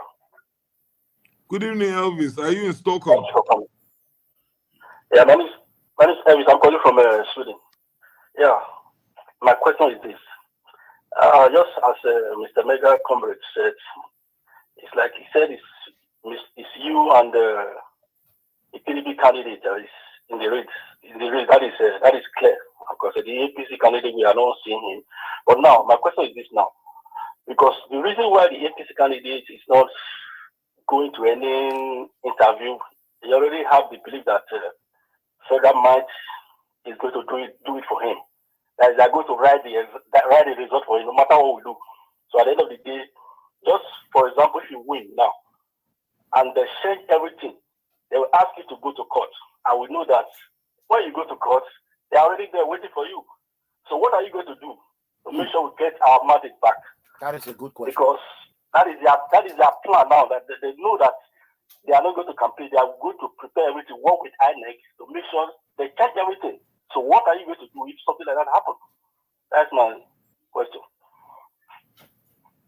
Well, first and foremost, let's not adopt a defeatist approach or attitude to this matter. Number one, are you aware? You know there were elections in Bayelsa State. There was an APC candidate. Did he win? He didn't win. He has been governor before. He was a serving minister in the Buhari administration. He did not win. So this thing is not applied science. Politics. There are many moving parts. Politics. The only constant thing in politics is interest. So let us not just quickly throw our hands up in despair and fear that APC will rig election. No, you have to look at the dynamics. You have to look at the permutations. So I am not worried. In the event that I've been a lawyer for 30 years. I'm a minister in the Temple of Justice. If they take the matter to the judiciary, that is my own stomping ground. So nobody's going to pull the wool over my eyes. But of course, what we will do first is to win very convincingly on the field. When you win very convincingly on the field, anybody, the opportunity or the ability of anyone to mess with the numbers is almost impossible. Or in fact, it's very, very, very, very unlikely when you win convincingly. And the people are with Labour Party, so we're going to win convincingly on the field. And watch and see if any of them will attempt to thwart the will of the people. So for me, we're going to work very hard. In this business, you focus first on the people, let the people be on your side. Then you cannot look at the process. The process from INEC to judiciary to whatever security, we will deal with all of those issues. I'm not wearing rose-colored glasses. I know life is life. Life happens. And we will focus on the issues. In Benin, my language, we say, so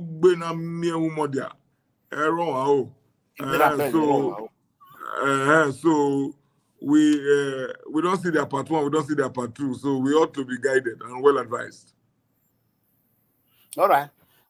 We are going to end up with this discussion of now.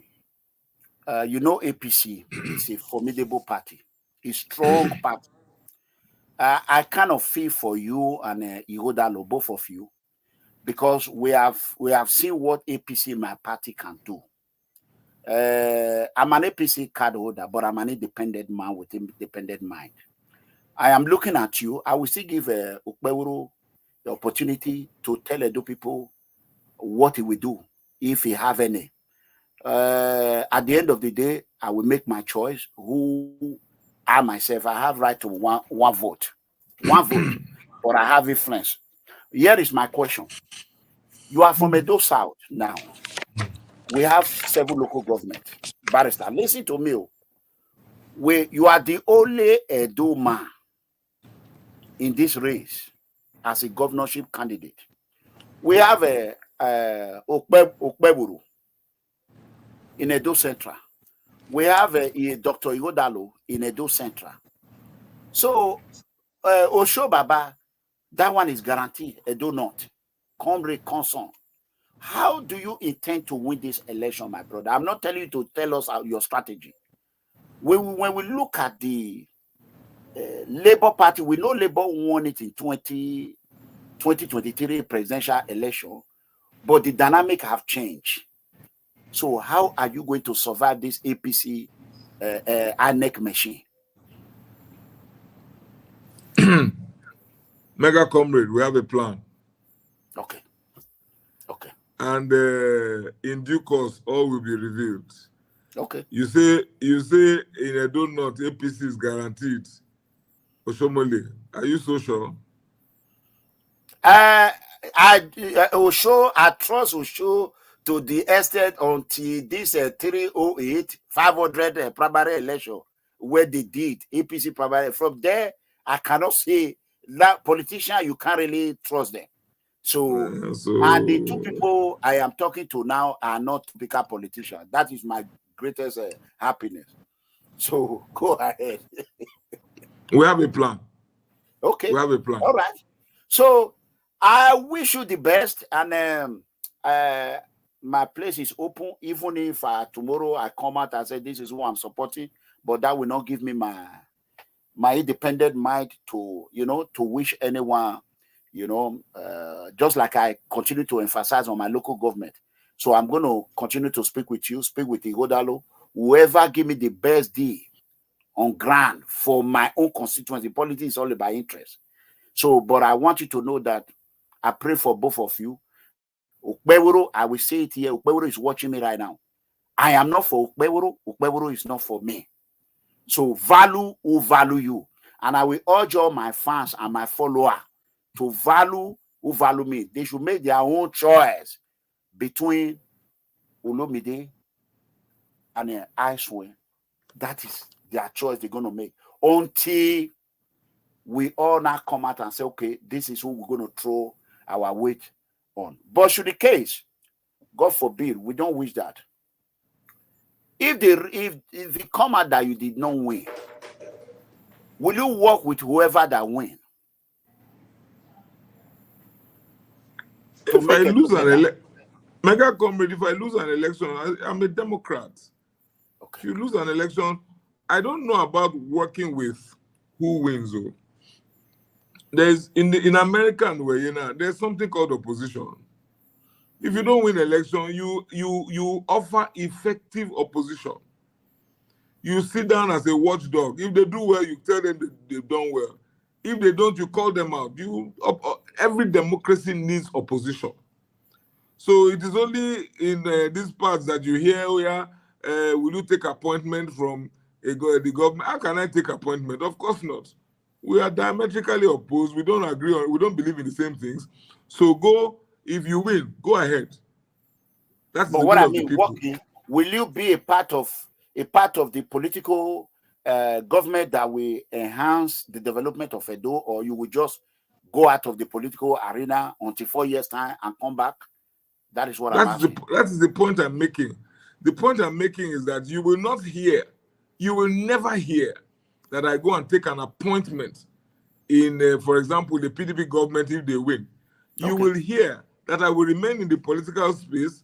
I will offer effective opposition. We will be, Labour Party will be in the opposition. But like you said, God forbid. God forbid. Mm-hmm. Okay. So we thank you. Please, I want to appeal to you. If your campaign can give me one industrial borehole in my village, I will appreciate it.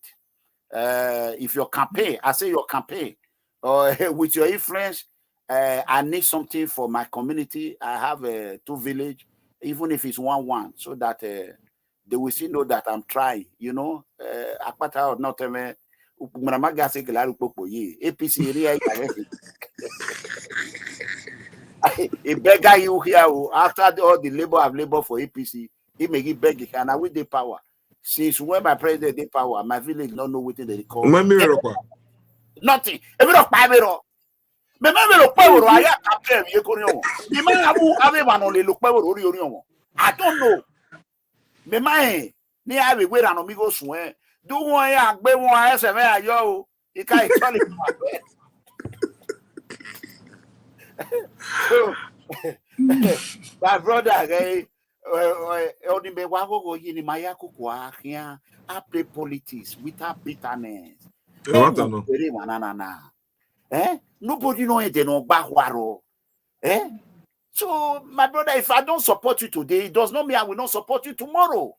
So, I mean, so, thank you so much. You are always welcome anytime. Thank you. So, guys, I want you all to stay tuned. Let Olumide give thank you and his last word for today, because I know you never know if Olumide might be surprised. You might be surprised one day I will just be with him in Benin. I'll say, come, we can be doing video together. Nobody knows. So go ahead. I'll be with you in Dallas. Oh yes. Definitely, if you come to Dallas, whether rain or sun, I must be there. We'll see. But I thank you, Mega Comrade. Thank you for the opportunity. I'm most grateful. Thank you to the callers, those who have stayed up to call here in Nigeria, those who are in Australia, in Sweden, all over the world. And thank you to Mega Comrade. And this is a platform. It's a very, very, very useful force for good. It helps, it deepens democracy. It holds us accountable, those who aspire to office, those who occupy office. All I can say is that I'm grateful. I hope I've been able to show you the way my mind is working about government. It is all about the people. It has to be about the people. That is when it will make sense.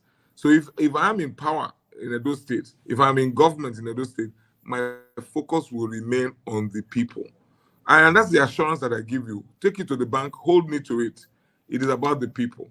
And yes, I will come to the show anytime you invite me. We intend to go on a diaspora tour. I know that Texas, Houston or Dallas will definitely be one of my stops. I will definitely let you know when I'm in town, Mega Comrade. So I'm most grateful. I promise I will be there. Comrade comes on. So I wish you good luck, my brother. And I want to appeal to Edo people. Value who value you. You see these two people now. You can look at my video. You can see Olumide. You can see he did not give me 1 naira, but I did it out of my heart. Ask him. Because a life now is not all about money. But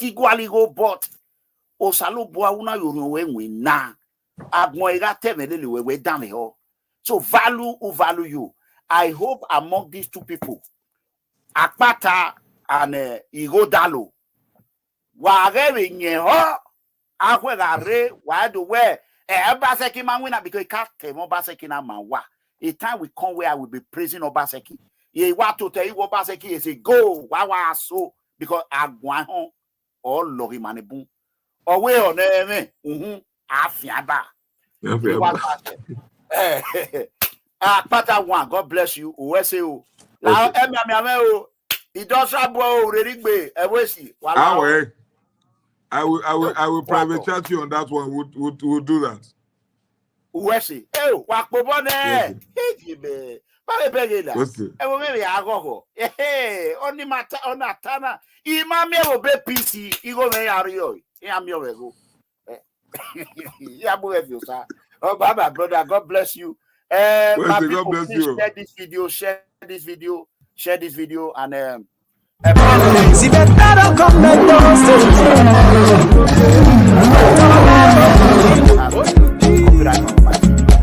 all our suffer want to end. Everything go come better. My papa picking go enjoy. Cause we don't check in profile, and he's a son of Edo. He don't do it for federal, and he won't do it for Edo. Employment he go do, industries go develop. Thank God for Olumide Akpata. This man Edoni, who's your guy? Now Olumide Akpata, Oludi. See us we dey like beans and rice. Edo people, I will never leave your side.